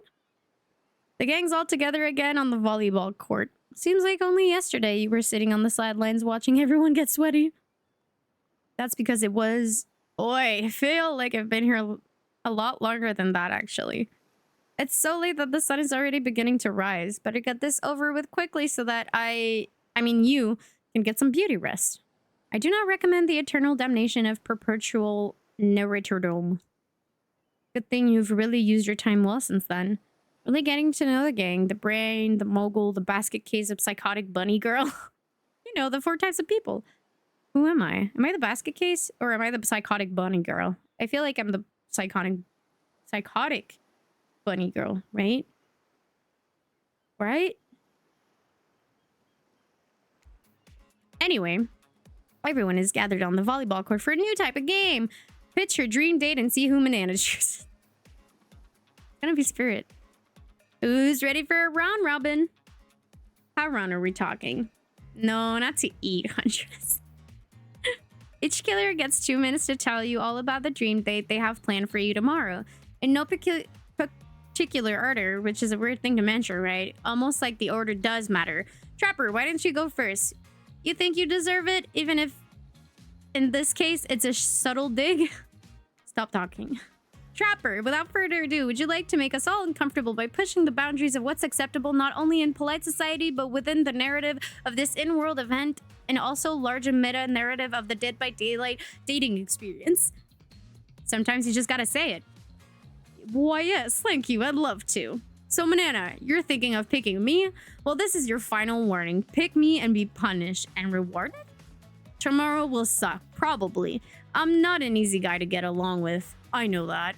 But I can tell you this much. I'm hiding a secret on this island that will make fans shit themselves with excitement. If you like Trapper, you're gonna love it. And if you're a maggot, and if not, you're a maggot. Also, everyone, even confident, sexy ladies in rabbit masks, better stay the hell away from my yacht. And time's up, everyone. Gosh, you'll need to dream about these options, so you're ready to choose in the morning. Now go dream about all these swoon-worthy options so that you're ready to make a choice come dawn. Have a swell night. Did you two forget to mention something? Why did we only get... Trapper. Oh gosh, how could we forget? Before you run off to slumber peacefully, there's one more thing to do. No reality survival dating competition parody would be complete without singling out one of our contestants who is already teetering at the edge of a psychological break and giving them a little push. Hold up, this has been a survival dating competition parody this whole time and I'm just now finding out about it? Come on, the signs were there, you just didn't read them. Welcome to Murderer's Island. And it's now time to eliminate one of the killers? Oof, it's like a butchering, but it hurts even worse. You can't kill a killer, but can you break their heart? Do you dare to even try? You mean, that's right. Tomorrow, one of these sexy slicers will not be eligible to take you on a date. Who's it gonna be? But why? Because it's dramatic? Because it's surprising? Because it's a classic reversal of fate? And it will hurt someone's feelings? Someone dangerous? What's it gonna be, champ? What's your thought process here? Trapper seems like he might throttle you in your sleep if you eliminate him. That being said, at least you'd see him coming. Spirit could be anywhere. She floats. And in here she can disappear. Hard to track. Yeek! If you get rid of Wraith, you might cry. And although I totally support normalizing men crying being invulnerable, it just seems like he might be an ugly crier. Huntress? She might pretend to be okay with it, but then you'll start seeing her behind every tree. What I'm trying to say is, I don't envy you, boss. So which sociopath are you eliminating? I think it's pretty clear that the one we're eliminating is Trapper, because, like... No.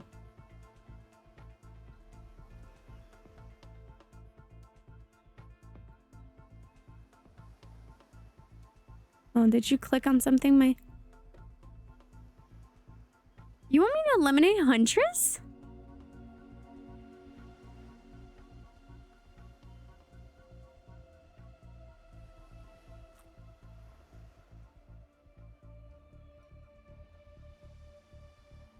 Okay, I was like, geez. You said the Trapper packing, sleep with both eyes open? This was very simple. Trapper, you scared the living shit out of me. You are eliminated. That's fair. Honestly, though, I don't care. You suck. But not in a good way. You bore me. You personality-free maggot. It wouldn't even be fun to kill you. Which I was totally going to do tomorrow, the first chance I got. So really, this is a win-win for both of us. Still might kill you, though. Out of principle for eliminating me. Sleep with both eyes open. And have fun on your date tomorrow. Now that you've broken the heart of someone heartless, you should go get some shut-eye. And don't worry too much about the broken heart you've left behind, because of course they'll be receiving a consolation prize. They might not get to go home with Manana when this is all over, but they'll never sleep alone again. That's right. We're sending our eliminated player home with... their own mostly new Trickster body pillow. The next best thing to the real Trickster. It might not hug you back, but it's definitely worth... it definitely won't try and stab you. And how do we know? Because I've tried it. That's right. It's Dwight tested.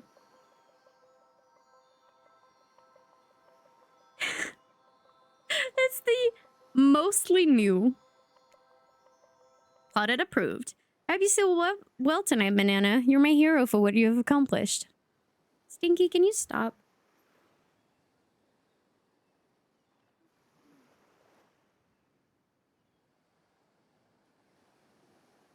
There you go. Stinky Winky. It's Dwight tested. Y'all heard it.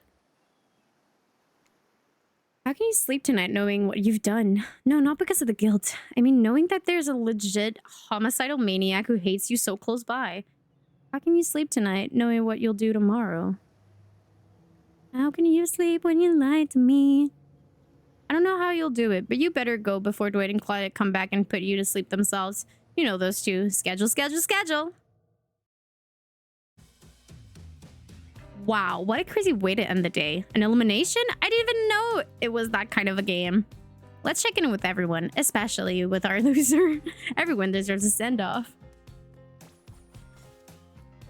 We'll see how things go tomorrow, I suppose. I'm not expecting anything. I tend to shut my mind off during hard times. I know I seem all excited and devil-may-care, but the truth is, I'm really a pessimist at heart. That tends to happen when your mother skewed bread and elk when you were young. Yeah, how'd you know? Wild guess. It's also the only thing you talk about. If you'll excuse me, I think I saw a raccoon over there in that tree and I'm feeling peckish. I don't really know what's happening here. I honestly haven't been paying attention. Oh, Manana, sorry, I forgot. I'm focusing on other things, more important things. One way or another, I won't be here for much longer. I don't handle rejection well. At least I don't think I do. No one has ever been dumb enough to reject me before. Yeah, the more I think about it, the angrier I'm getting. And I'm a giant rage monster, so everyone in this room should be scared right now. Turn the camera off. Did I think there was a chance I might get eliminated? Yeah, I did. Did I care if I got eliminated? Not even a little. Does the volume of words I spend talking about how much I don't care about things signify a deeper yearning within me to be seen, heard, or validated by those around me? Nah. What? No, you're not a part of this. You don't get a confessional. It's cool, man. I'm not part of anything. You feel me? I'm not a cog in anyone's machine. I am my own machine.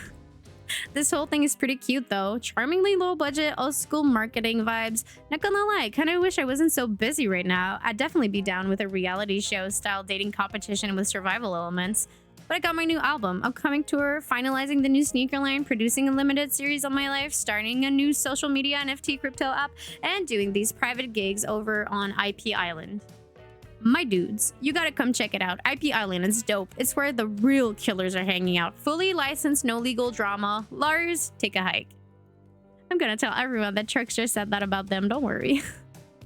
I'm talking your favorite established characters from all over pop culture that can be seen on this island. Hell, you probably can't even mention them. Like Ghost... Don't say it. Look, we get it. You're very popular and in demand, but we have a game to get back to, and I don't want to get sued. Ghostface. Come on! Whatever, I don't care. I'm the trickster. See you around, Manana. You too, narrator. I have a name, you know? You do? Yeah, seriously. They do not pay me enough to deal with you people. Is it my turn? What? No. It's not your turn. You're sentient water. How are you even sitting in that chair? What's a chair? It's the thing you're getting all wet. Now it's gonna smell like mildew. Okay, rude. Fine, let's just get this over with. It's your turn, Ocean. Do your check-in. Check-in? I was just looking for the bathroom. Bathroom? Are you serious? It's down the hall to the left. It's okay, never mind. Never mind? What does that mean? No, not you two. This wasn't meant to be a confessional time for literally every character in this game. It's okay, we don't have to confess anything. We've just been working our asses off for 2 days straight and wanted to sit down somewhere. This chair is wet. Yeah, I think the ocean just peed on it. How is that? You know what? I don't care. You two are looking pretty pleased with yourselves. I've got something to confess. Oh, great. What is it gonna be? You ate glue in the 2nd grade. You cheated on an algebra test once. Watching Trapper get eliminated was the first time in this unending spiral staircase of pain that is my life that I've felt even a modicum of joy. Every minute that I'm alive is a nightmare. This place, the sun, these sweaty, sugary drinks, these sweet, sugary drinks. It sounds fun for a long weekend, but for an eternity? The unrelenting rhythm of crashing waves and wailing seagulls. It's like a crescendoing song of evil that makes me question the very foundation of the universe. Why am I here? Why are any of us here? What kind of sentient being would do this? Please, erase me from this existence. Make it so I was never born. Pull the plug in this experiment and let my soul be free. And please, please, get me out of this polo shirt. That's not a polo shirt, though. A polo shirt doesn't have buttons, no? Like only 1 or 2 at the top? Okay, let's get you back to bed, buddy. I don't want to go to bed. Going to bed means eventually I'll have to wake up. Oh, that's a mood. Thanks, huh? That's a weird way to end.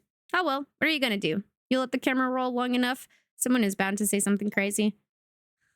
Anyways, seem like everyone's had their shot to annoy me tonight, so hit the hay and get some rest. Tomorrow's gonna be a doozy. Big mood indeed. Soft sunlight warms your skin, nudging you awake. Also, you're using a killer crab as a pillow, which is sort of okay with. What's that? You don't know about the killer crabs? Oh, right. You didn't go on that huntress date. You really missed out. It was thrilling, or I guess it would have been. You'll have to play the game again to get that reference, I suppose. You pull on your beach attire and splash water on your face. Dwight and Claudette approach. Is that look on their faces excitement? Terror? You notice your stomach flutters with butterflies. Someone's in love. Or you've been infected with zombie butterflies in your sleep. It has happened to her before, but it's probably the love thing. It's time! Claudette gestures over to the beach where the killers all stand flaked by tiki torches. It's a scene very reminiscent of a TV show you used to hate watch with your ex. Suddenly the message is clear. You are going to declare your affections for a killer in front of several other killers. Hey, isn't Trickster supposed to be here? We paid him good money to make some half-assed cameos in this show. I'm gonna chew his agent out. But before they walk you over for your big moment, don't think we haven't noticed how kind you've been to us, Manana. It can't be easy being thrown into a mystery island for seemingly no real reason, surrounded by terrifying killers trying to manage your most primal impulses, murder and making out. You've kept a cool head and treated us, your friendly island host, with dignity and respect. So don't tell anyone we told you this, but... Claudette and Dwight look around conspiratorially. Just a little hint for you going forward. Don't try to go all the way in with a killer who isn't into you. Relationships are two-way streets, and if you don't have a green light in the other direction, you might end up in the friend zone. The friend zone? That doesn't sound too bad. Where do you think you are exactly? Dead by Daylight doesn't do friends. There are killers and there are survivors, and I'm afraid we can't say more. Okay, so who's into me? Claudette and Dwight look around conspiratorially again. Well, I've never seen Spirit open up to anyone like she has opened up to you. I've seen her open up the insides of plenty of people, but thankfully for you and for us, that's in a different type of game. So are you ready? Of course you're not, but too bad, we're on a schedule. Chop chop. You make your way over to the row of hotties. Claudette and Dwight stand off to the side, hands behind their backs. It's been quite the 48 hours, but there are clearly sparks in the air, and I'm not just talking about this rusty chainsaw, though I do recommend staying away from those sparks. It's time for a newcomer to confess their love. Wait, I have to do a drum roll for this. No, you don't, but who cares? Manana, who do you choose for your solo date? Can we at least do the flower thing? Dwight, I thought we agreed to keep that between us. No, not that flower thing. The thing where the suitor gets a flower as a symbol of the contestant's love and affection. Oh, right. I suppose, but no roses. There's such a cliche at this point. Well, that's good, because I tried to pick a rose and I got an ouchie, so I settled for these. Oh, they're pretty. Beautiful. You've done good, Dwight. This is a lovely bouquet.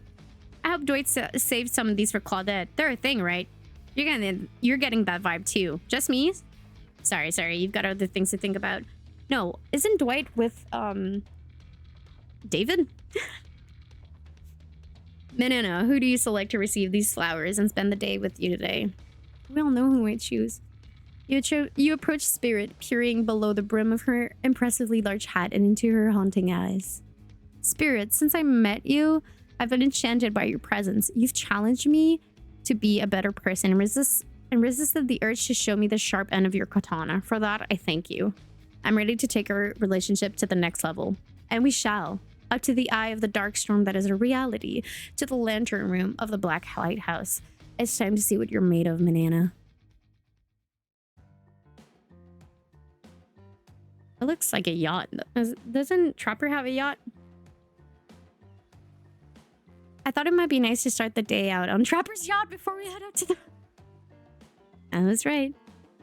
Even if I kind of hate this basic tropical vacation stuff like yachts and snorkeling or whatever, it's good for you to see me in the sun a little bit at least. There's more to me than what you've already gotten to experience. I know that my whole vibe can be a little dark. The hat, the swimsuit, the plume of floating hair. This wasn't always who I was. I was a normal young woman once. Went to school, hung out with friends.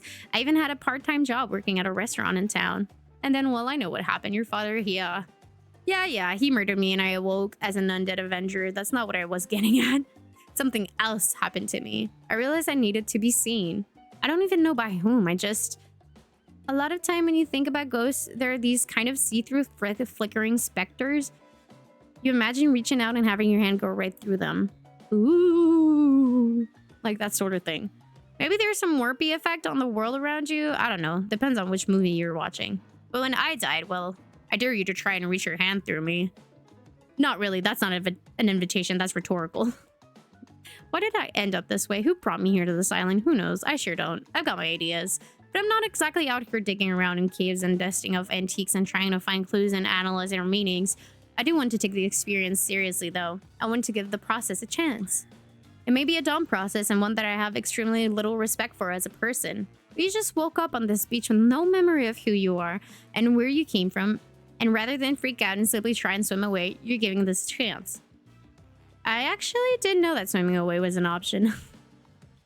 It's not. However, the fact that you never even tried, I think that means you've got courage or an open mind, or I don't know, maybe you stuck around because you like someone you met here. Maybe. While the two of you were getting all deep and philosophically flirty, the yacht pulled up to the shore next to the Black Lighthouse. Last stop, everybody off. There were other stops? Oh, no, not of this trip, of your life. Her spirit rolls her eyes and leaves for the shore. I'm just messing with ya. This was the only stop. Nobody here is really looking out for our fun, so we have to make it for ourselves. But no, there are no other stops. Seriously, go. Race to the poop deck, Dwight. The ship doesn't even have a poop deck. Oh, it will. As you disembark, you see Dwight and Claudette run giggling across the ship. Too bad you can't date these two. They seem like they know how to have a good time. You arrive at the beach near the majestic Black Lighthouse. Its imposing form towers above you. A flock of birds circles lazily, no sense of fear or urgency, as if circling a corpse that hasn't moved in ages. I'm excited about today, see? Spirit places her wrist delicately on your hand and presses your fingertips down against your skin. It's cool to the touch, but you feel... Is that the faintest of pulses? My blood is absolutely pumping. So what happens now? Now I show you something that no one has ever seen up close before. Well, no one who has lived to tell about it. We're going there. Spirit points to the top of the lighthouse amongst the circling birds. What's actually up there? Have you seen it? Hey y'all, how's everyone doing today? Hey, Wraith? You sure seem chipper today. Something strange is definitely going on with this guy. Well, something else strange. Something different than what's usually going on.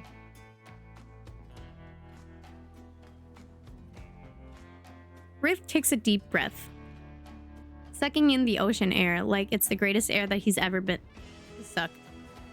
Manana, thank you. Thank you for choosing anyone else to go on a date with today. Alone again forever, this is how it's meant to be. I feel alive. Are you done? We're kind of, on that date you just mentioned. I'm glad you're feeling better, Wraith, but like she said, we're in the middle of something, you mind? Oh, right. So what you doing? Heading up to the eye of the lighthouse? I love it up there. You can really see the whole island from here. In fact, Spirit, I thought you said no one has ever been up there and lived to tell about it, but this sounds exactly like telling about it. Technically, I don't think Wraith counts as being live. I mean, I don't maintain the canon, but Spirit waves her arms at Wraith from head to toe.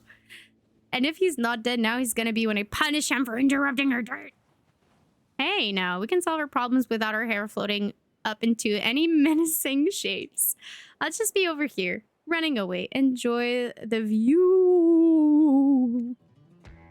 I think Wraith was kidding about that whole being up there. Honestly, the view isn't even of the island. What you can see is mostly ocean, on account of it being, a lighthouse.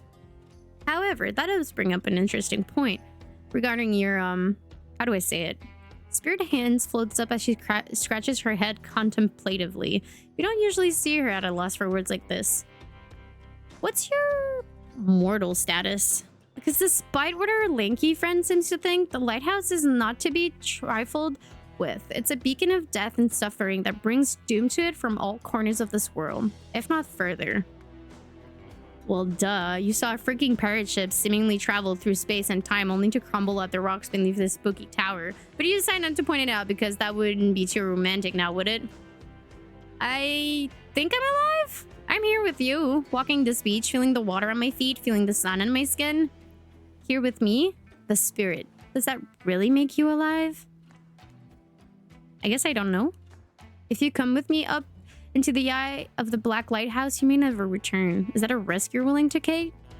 Because we have something, I won't deny it. I feel it. I hate for you to simply turn to ash. If we were to commit right here and now to figuring this out as friends, we could put that risk for another time. Just be friends? Ouch! Is this her way of letting you down easy? I don't know if I want that relationship. That's why I chose you. Mandy!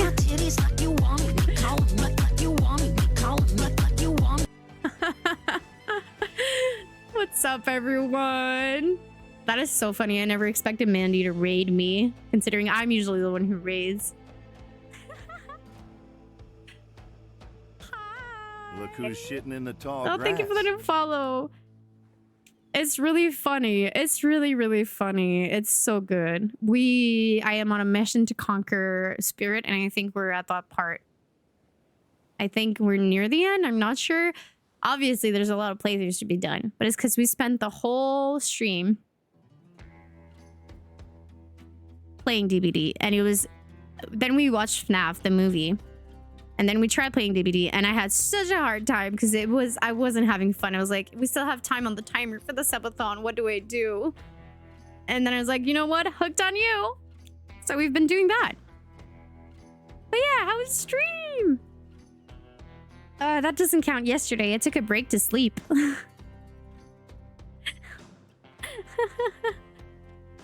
Yeah, I took a break to sleep because I had a really horrible day for my birthday. So I took a break to sleep and then we restarted the subathon. But yeah, so hi everyone who comes from Mandy. My name is Manana. You've probably seen me raid her because usually I end a bit earlier. I play DVD pretty much every day because I'm mentally ill. I main survivor and killer. I am on a P69 journey. I've got Rebecca, Thalita, Jane, Cheryl, and now I'm working on Girly Pop Leon. But yeah. Oh, yeah, I did have fun. You know, remember when we were talking about the mic? Well, I had the black Blue Yeti one, and my mom got me the pink one. And yeah, I think my mic really died because I've been trying everything, and it hasn't been working. But yeah. My mom got me the pink one. And I put back my blight sticker on it.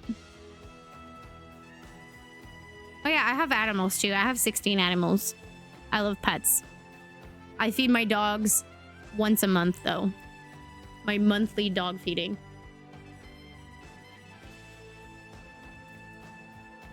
Yeah, usually there's more lights behind me, but usually I'm not up at this hour. So everything's shut down automatically.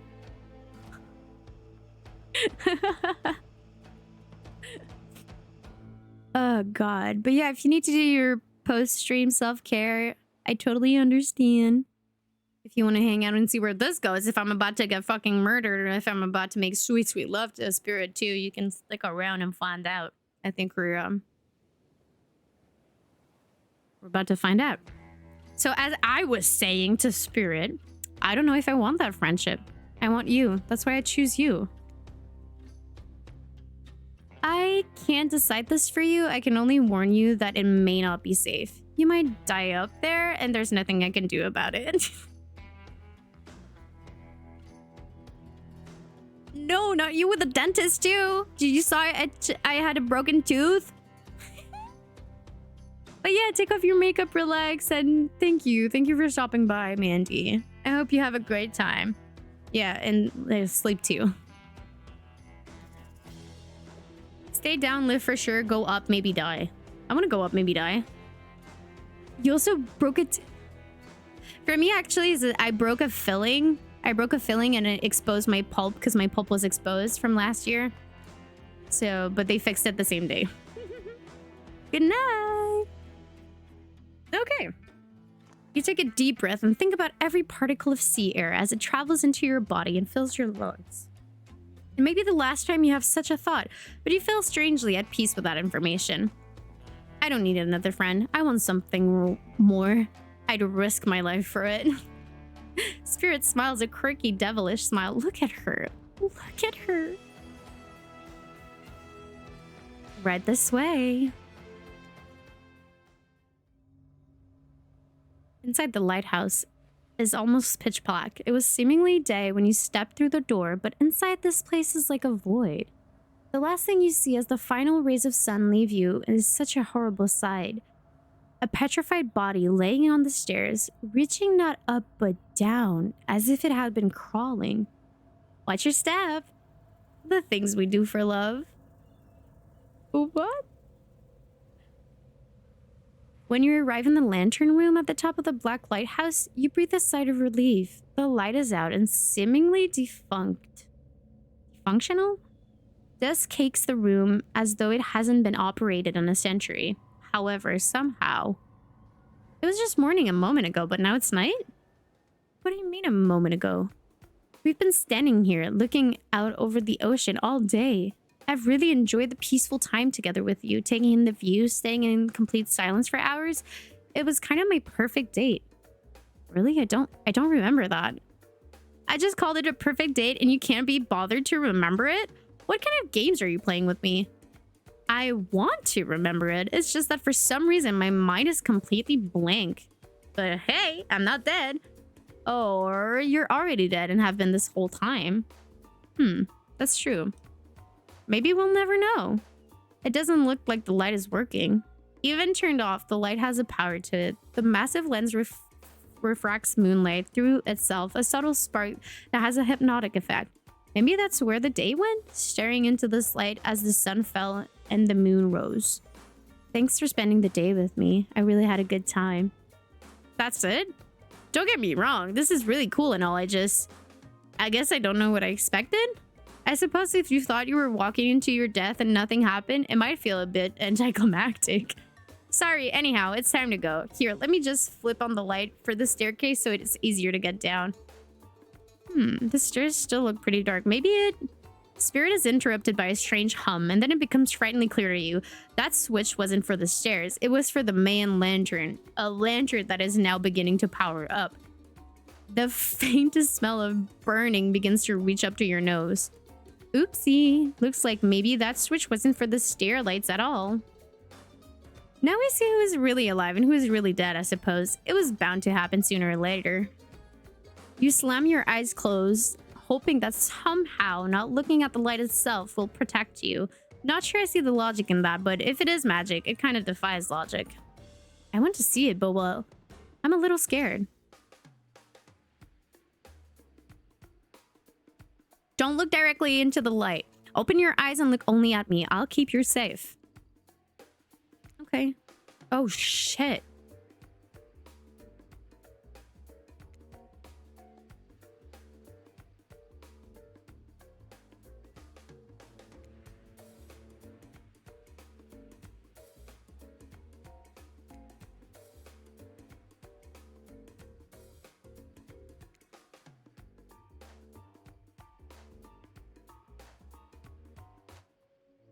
Are you okay? You seem okay. I hope I haven't ruined this by pushing you to do something you weren't meant to do. You're so brave. Maybe not so coordinated, but certainly brave. I'm so lucky you'd put yourself through this for me. It shows that you're real.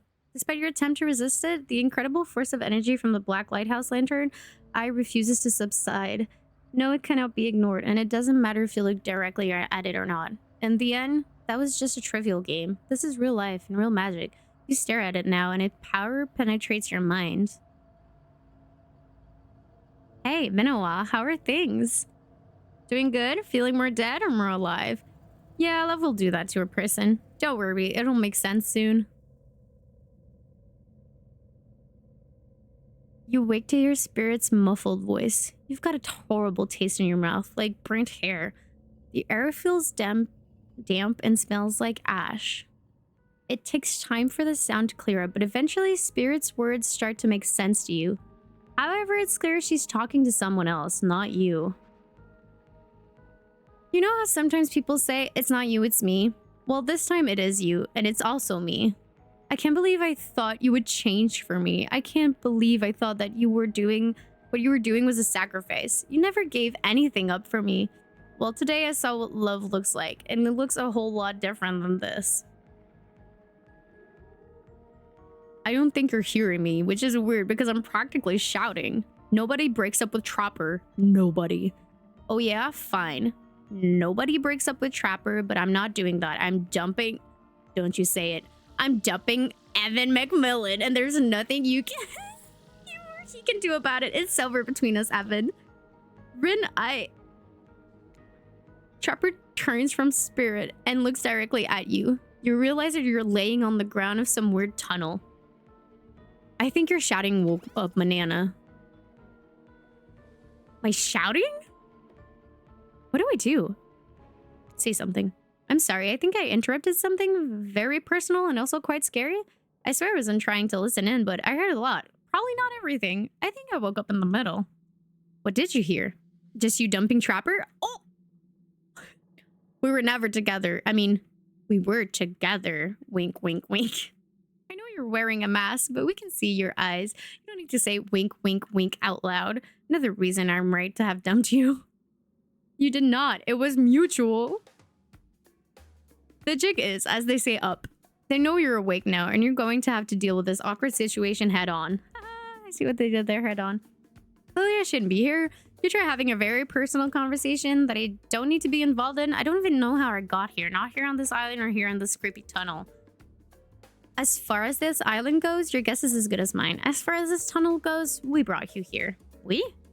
You and Trapper? But after the lighthouse came on, you blacked out. On your way down, I thought you might have hit your head or something. It's hard to tell what blood is new or old around here. Either way, I wanted to get you someplace safe, so I asked Trapper for help. It's not that I can't carry you, I just didn't feel like it, you know? I hate anything messing up with my shards. Trapper, on the other hand, he loves nothing more than having an unconscious body draped over his shoulder. I could have asked Claudette or Dwight for help, but I don't trust them. But you trust Trapper? Like and trust are two different things. You might think Trapper can be a real joke and a jerk, and you'd be right. But you get what you see with him. We brought you down here because we're the only ones who know about this place. It's part of an old tunnel network that connects different places on the island. What's up, guys? Talking island mysteries, my favorite topic. I was just in the neighborhood, so I thought I'd pop in. Trapper, you said this place was private. Don't look at me. I didn't tell him about it. Half the appeal of this spot is getting away from people like him. Well, geez, I can see when I'm not wanted. So you threw a thruple now, or... Because I gotta say, I really didn't get the whole Trapper spirit thing, but hey, if it's not my business, I don't stick my nose in it. We were not a thing. Nobody traps the Trapper. Not with traps or with relationships. You do realize you're sticking your nose in our business right now, right? Wow, so hostile. If you don't want to talk about it, just say so. Anyhow, this tunnel has some very interesting features. If you heard about 50 meters down that way, if you head about 50 meters down that way, you'll find Get Out. Wraith looks around just to doubly sure that Trapper is addressing him. I was just leaving. This island is a lonely place, which is great for me. I love to be alone. Trapper, on the other hand, he's quite needy. And after a lot of pursuit, I finally let him catch up to me. And it became, well, I don't want to call it a relationship because somebody really didn't want to have that talk. But we were more than friends. I dispute the events as told, for the record. I don't pursue, I stalk, and I lie in wait. Seeing eye to eye was not one of the things we were good at. So I hate to ask, but I did just look into a refrigerator-sized death lamp, so I guess I'm more of a glutton for punishment than I thought. What were you good at? Well, for starters, excuse me, I'll take that question, thank you very much. If you know anything about me now, is that I'm on a quest for revenge. Exactly. What you might not know, Trapper is like a great classical maestro of revenge. Trapper blushes behind the mask. That's one way to compliment a killer. Revenge against friends who had turned their back and betrayed him. Revenge against his father for making him into a monster. Revenge against a barista who wrote Ewan on his cappuccino knowing his name was actually Evan. For someone who thinks about revenge as much as I do, Trapper's an inspiration. But they say never date your heroes. Good advice, but I don't think that's the saying. And then you came along, Manana. You showed me that it's okay to be lost, to feel pathetic, to push on when you have nothing real to offer anyone. I'm not sure where you got all of that from, but okay. You held up a mirror to my own doubts and fears and showed me that there aren't everything about me, that I can embrace those things but not be defined by them. You showed me that life after death can be more than just an obsession with revenge and mind-blowing sex on the ground in a dark cave or a dusty old tunnel. Trapper nudges you in the ribs with his elbow. Gross. Clearly appealing to Trapper's better feature has been a winning strategy for dumping his ass because he seems to be taking it quite well. This whole half-ass dating show parody thing, at first I always thought it was a lame idea. What kind of moron thought there was an audience for this? But then we spent some time together and I realized there's something actually real here. What is this actuality?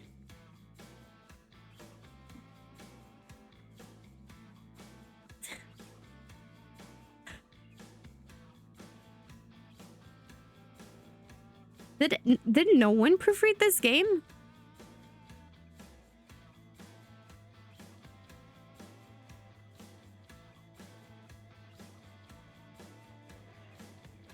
That is crazy.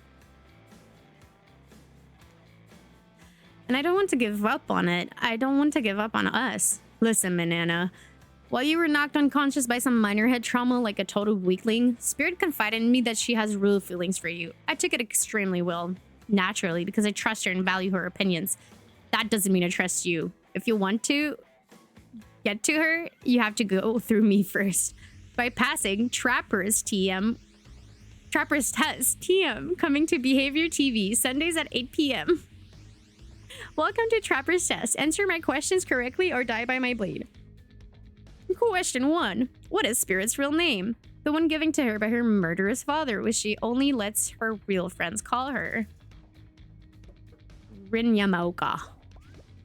Okay, you got that one. Don't celebrate yet. Question 2. What lives inside Spirit? A dragon. Sure, everyone knows that. They won't be all this easy. Question 3. Where did Spirit work back when she was a normal college girl before she was hell-bent on revenge? A restaurant.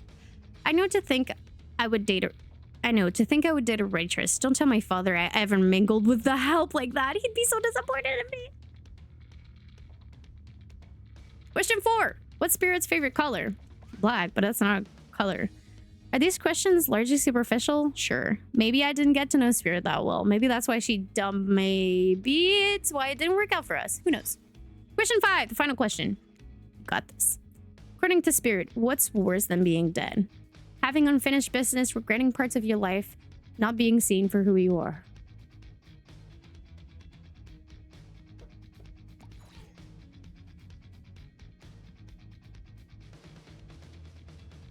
But that's not what happens when you get a Christian wrong on Trapper's Test. Say hello to my little blade. Oh, if death wasn't bad enough, the last words you hear before a Trapper's weapon slits your entire body in half is an extremely lame catchphrase?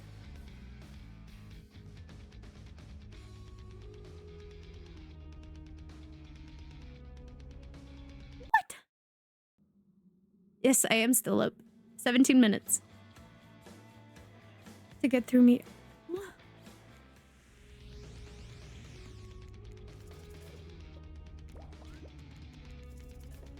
Dragon.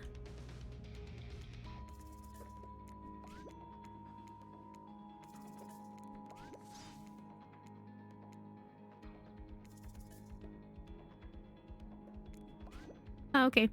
When I pitched Trapper's Test to the suits at Behavior TV, they told me there was no room in the budget for a new car to be given as the final prize for winning, so I killed them all, right there on the spot. While killing them didn't solve any of the budget problems, it sure did feel good. I'm telling you this A, to brag, and B, to explain why the only thing you're going to win is me saying congratulations for passing Trapper's Test. Not that it was some huge challenge, I mean. The woman obsessed with the giant light that shines in the dark has a chip on her shoulder about being seen, go figure. You probably guessed, but rules are rules even if I literally just made them up. You got it right.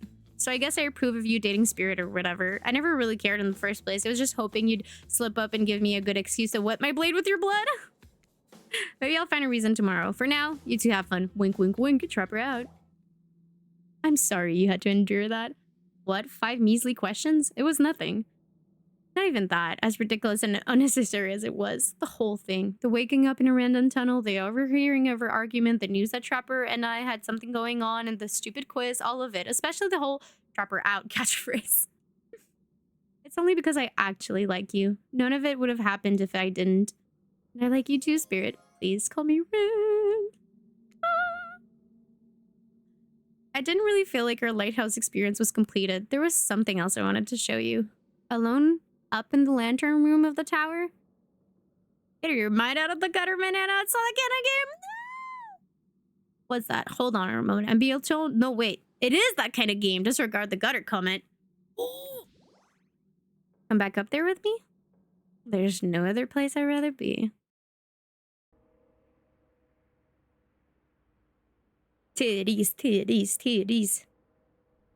You're excited to return to the lantern room of this lighthouse, despite all of the drama and worry that was previously part of this place for you. More importantly, you're excited to be there with Spirit, which makes it all more crushing.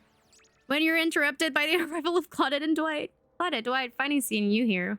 Wait, did I say funny? I meant tragic. Tragic? I don't think so. What could be tragic about a family reunion? Those are always joyous occasions in my experience. Before they can explain that's even supposed to mean, the lighthouse begins to howl a low, frightening sound. The lens begins to glow in a now familiar way. You prepare to shield your eyes in case something bad happens to you again. Now isn't the time for any reality show adjacent shenanigans. Dwight, Claudette, shield your eyes. We don't know what the lighthouse will... Now, please don't interrupt. You think after all this time you know that we've got your best interest in mind? Wait, what? No, of course I don't think that. I got wax in your ears, friend? I asked you not to interrupt. Too late. The black light flares. In the darkness, you see something horrible and strange. In the place of Claudette and Dwight are two ghoulish silhouettes. But before you can focus on them, the light passes and the two survivors are returned to their normal states. It's breezy up here. I should have packed a sweater. What in the hairy hell? Hey, what's your language? You shouldn't speak that way. I warn your elders.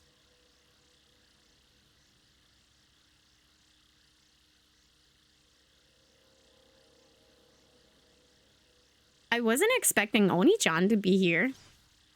Grandpa?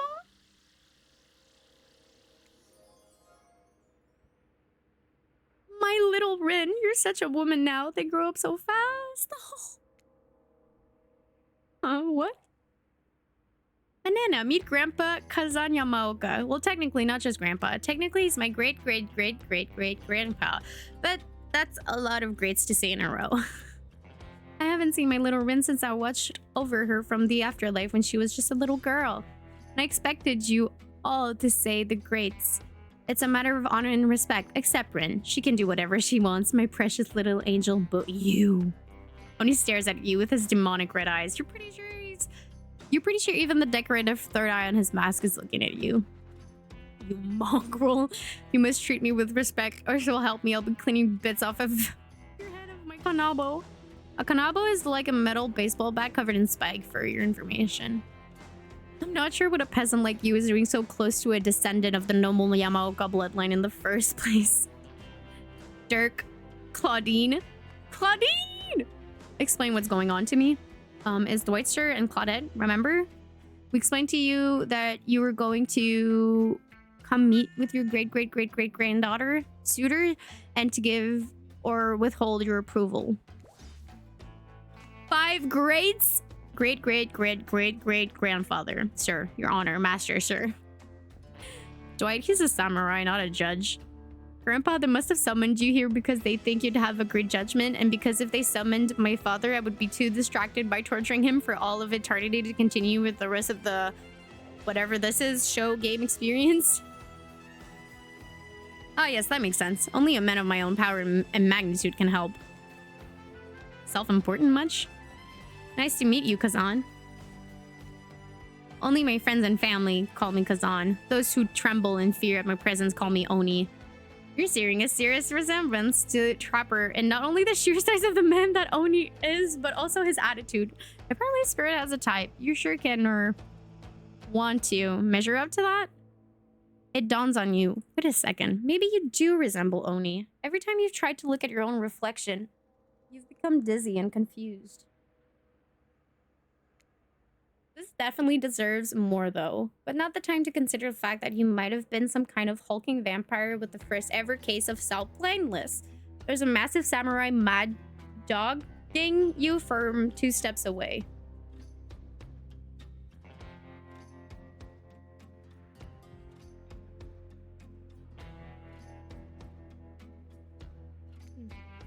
Well, you don't scare me at all, so I'll stick with Kazan.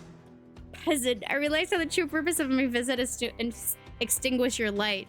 When he waves his katana in the air at you menacingly, like great-great-great-great-great-grandfather, like great-great-great-great-granddaughter, apparently.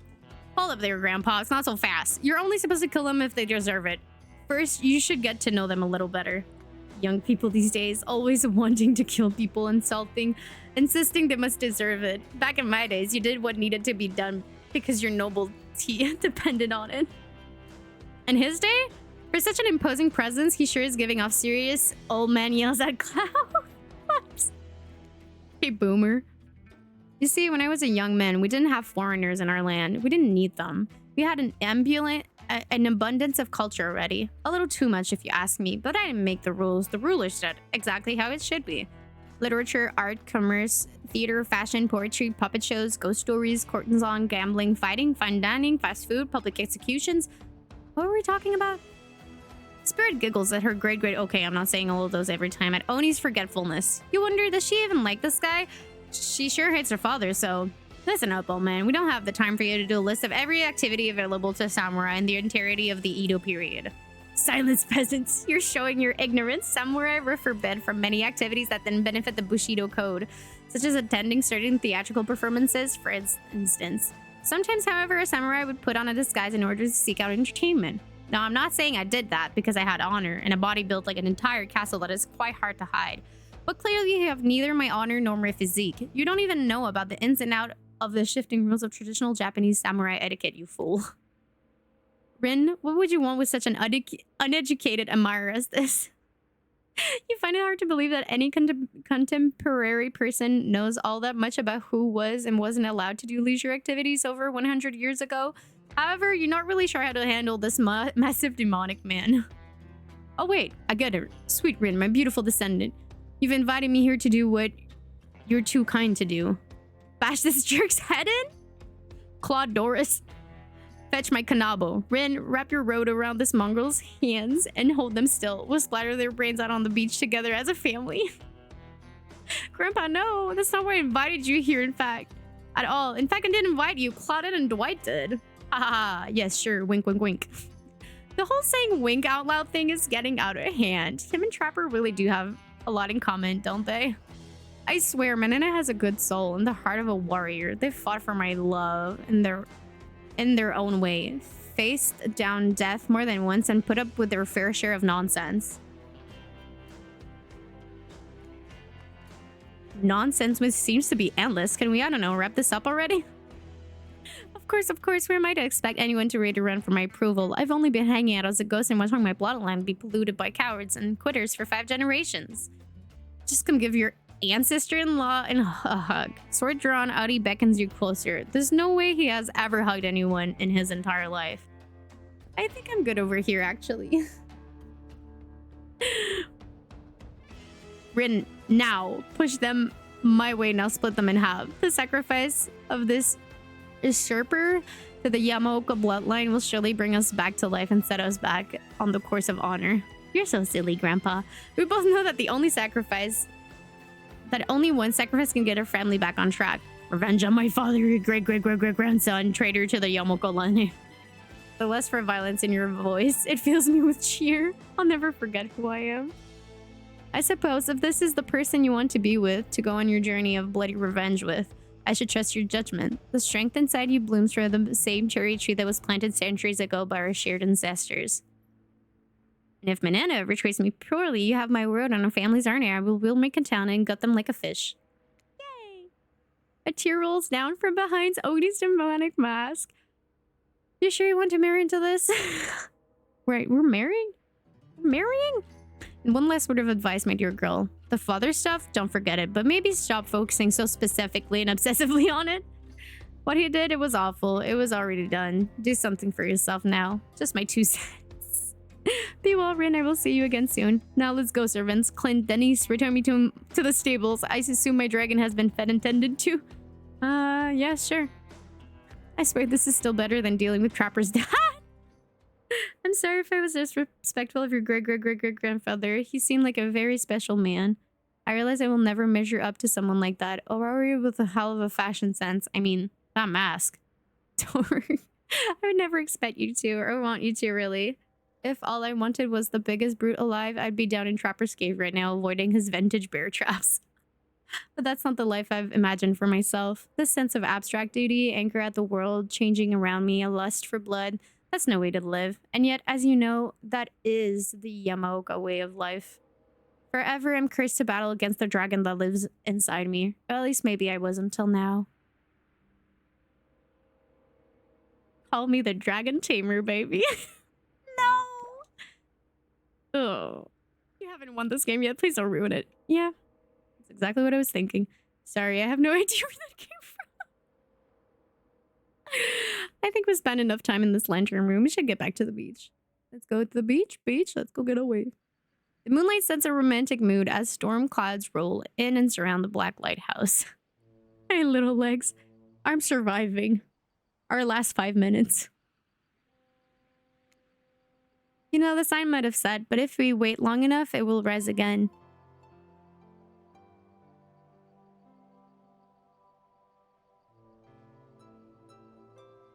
I'm gonna clip that for research purposes. Maybe you could help me get a head start on applying tomorrow's sunscreen? Again, I mean, yeah, of course. Last time, well, I definitely felt more connected than you afterwards. I'd be totally real with you. I kind of just asked you as a goof, but I really enjoyed it. I swear, though, if you tell anyone about this, I will not be labeled a foot freak. Not that there is anything wrong with feet. It's just that something about that kind of attention really gets people talking. Steady. Steady.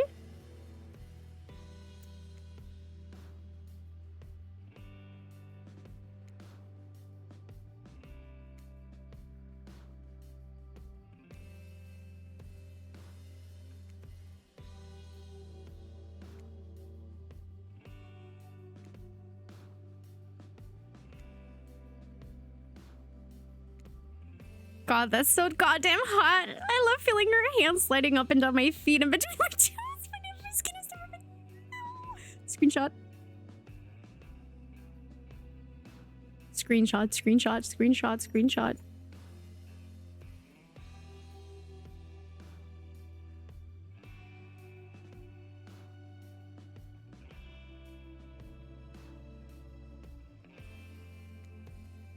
Get up here right now. Before you can find a towel to wipe off your lotion hands, Spirit grabs you and pulls you in close. Her lips lock onto yours.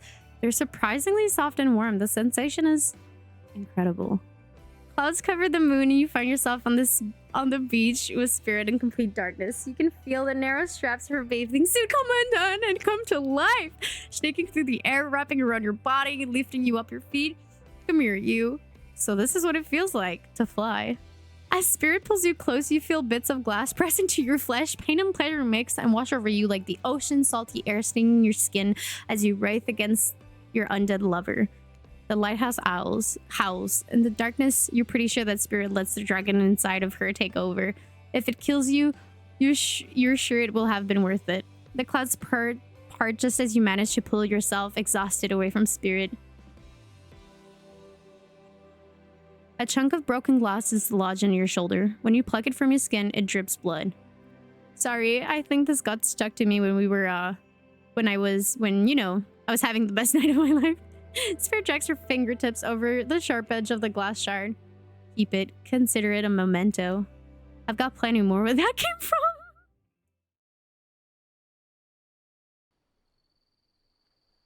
You arrive at the beach to find Claudette and Dwight waiting for you. Now is the time, Manana, to face your destiny. Actually, about that. Manana, can we talk privately? Maybe not here, maybe someplace else. Would be better for this talk. You know how we feel about schedule, Spirit. Very strongly. And you know how I feel about you telling me what to do. Don't do it. Like I said, I'd rather have this talk with Manana privately. It's not right to do it here in front of everyone. You know, from my experience in upper management, at my father's mine, I learned that if you're going to fire someone, it's best to do it in public so they don't freak out. Please, enough of the fire talk.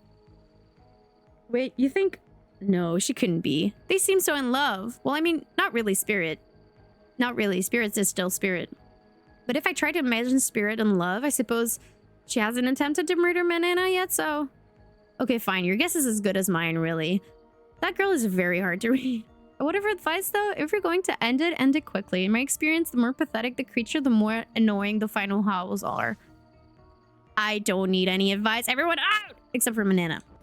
Did someone say final howls? That's kind of my whole jam. I can stay, right? Especially you, out! And leave. Alone with Spirit, you feel something awful hanging in the air. More awful than the lingering smell of that clever body spray. Oh, the gag. I'm gagging. We're all gagging for clever body spray. Spirit, Rin, I don't know what you plan on saying, but before you say anything, just know that I really enjoyed my time with you. Getting to know you over the past few days has helped me to get to know myself. For that, I just wanted to say thank you. That's sweet. You're welcome. You know what? It's the kind of thing that shows me you've got a good heart inside you. Too good for me to carve out and toss into the ocean, but also too good for me to love. I need someone who shares my interests, someone I can connect with, someone jaded and dispassionate, only driven forward by a desire for revenge.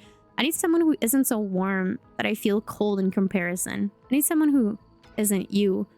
Can we just be friends? No! I don't know if before you finish, just know if we're not friends, we'll probably become enemies and I will destroy you. Friends it is. I'm glad to have you here for me when I need you, but also not too close to me when I don't. So yeah, I'll see you around. Spirit starts to leave. Wait, what? That's it? That's how this ends? You're just leaving me here?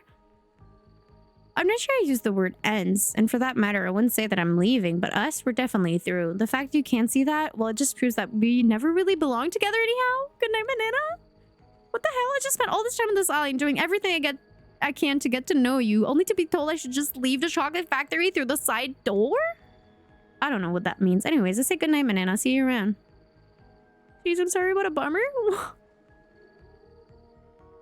Hey, why did she keep saying she'll see me around? Gosh, I have no idea. And so, my precious killers lived happily ever after, as they should, learning to love themselves first and foremost, while trapped in a never-ending cycle of torture of my design. Wait, did I just spoil my true identity? You made it this far. You should probably know that you'll have to play again to find out more. Goodbye, Manana. See you later, and again, and again, and again. Forever.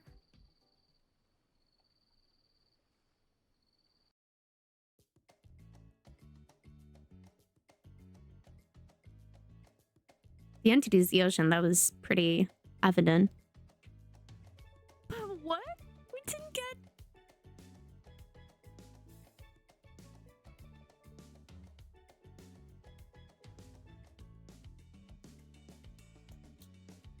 You're a little bit upset. I'm hella upset. What the fuck? Spirit. How did we, after all that speech with Oni too?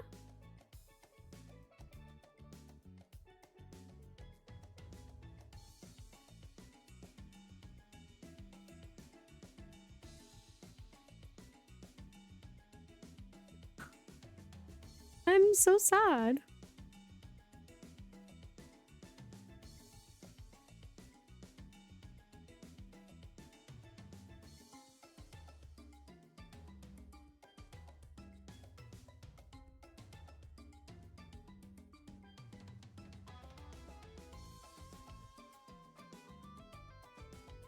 I'm so sad.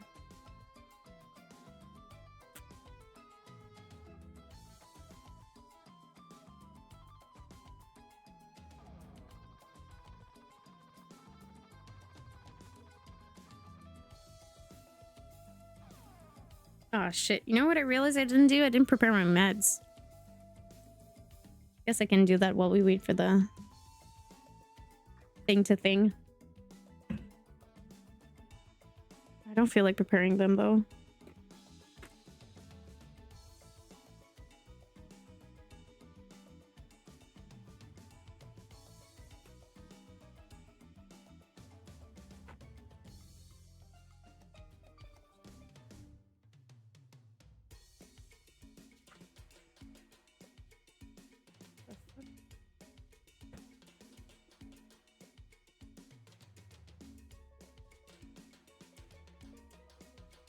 I feel like I'm missing meds.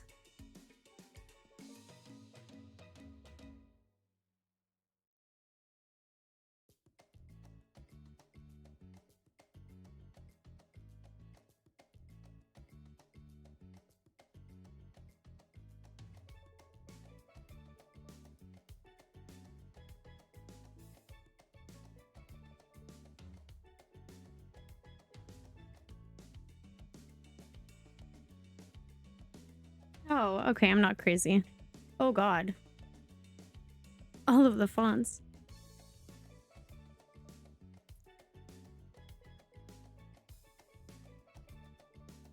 I'm not missing anything, I just haven't taken...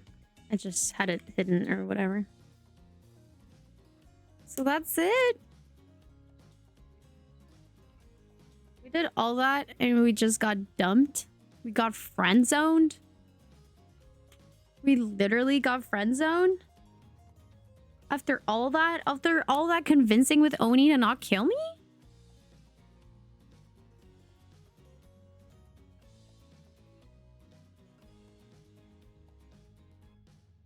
After all of that?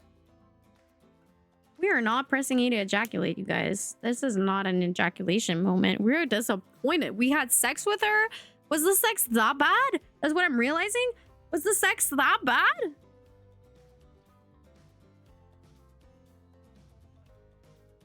It was that bad that this bitch broke up with us and friend-zoned us? Who's gonna be our next target? It's not that... I'm not gonna lie, I'm a bit sad the subathon's over. I'm excited to go sleep though. That's the truth. But I'm just sad that it's over because I was hoping we'd get a random sugar mommy or sugar daddy or sugar glucose guardian to show up and keep going.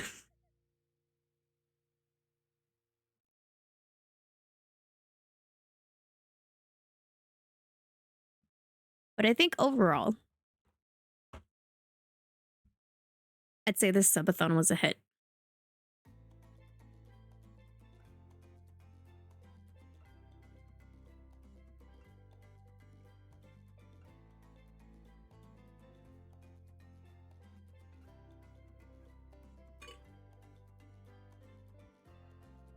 I had it going while I was walking through Walmart. I love that. I love that. That is really funny. I guess we'll have to play it again. But yeah, so that was it for my birthday subathon. I hope y'all had a good time. Thank you all for joining me. A 14-hour stream.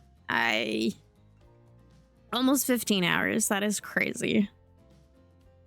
That's without counting yesterday. But yeah, thank you so much to every one of you for making my birthday this year memorable.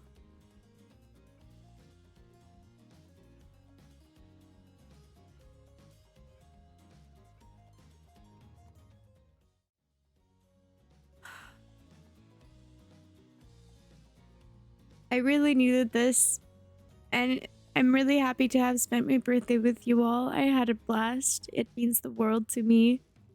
I'm grateful every day to have every single one of you and to have met everyone that I've met through this journey. And I can only continue to hope and dream for even more. Not necessarily more, but just to more time together. And I just hope that y'all understand how much I appreciate you and love you guys. And I haven't been having a good time. And y'all really did good to me, even though I'm exhausted. I'm gonna go sleep.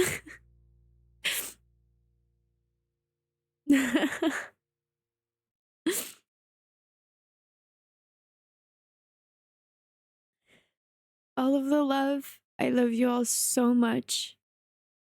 After 14 hours, 40 minutes plus yesterday's stream, we are out. It's time to sleep. It's time to rest up.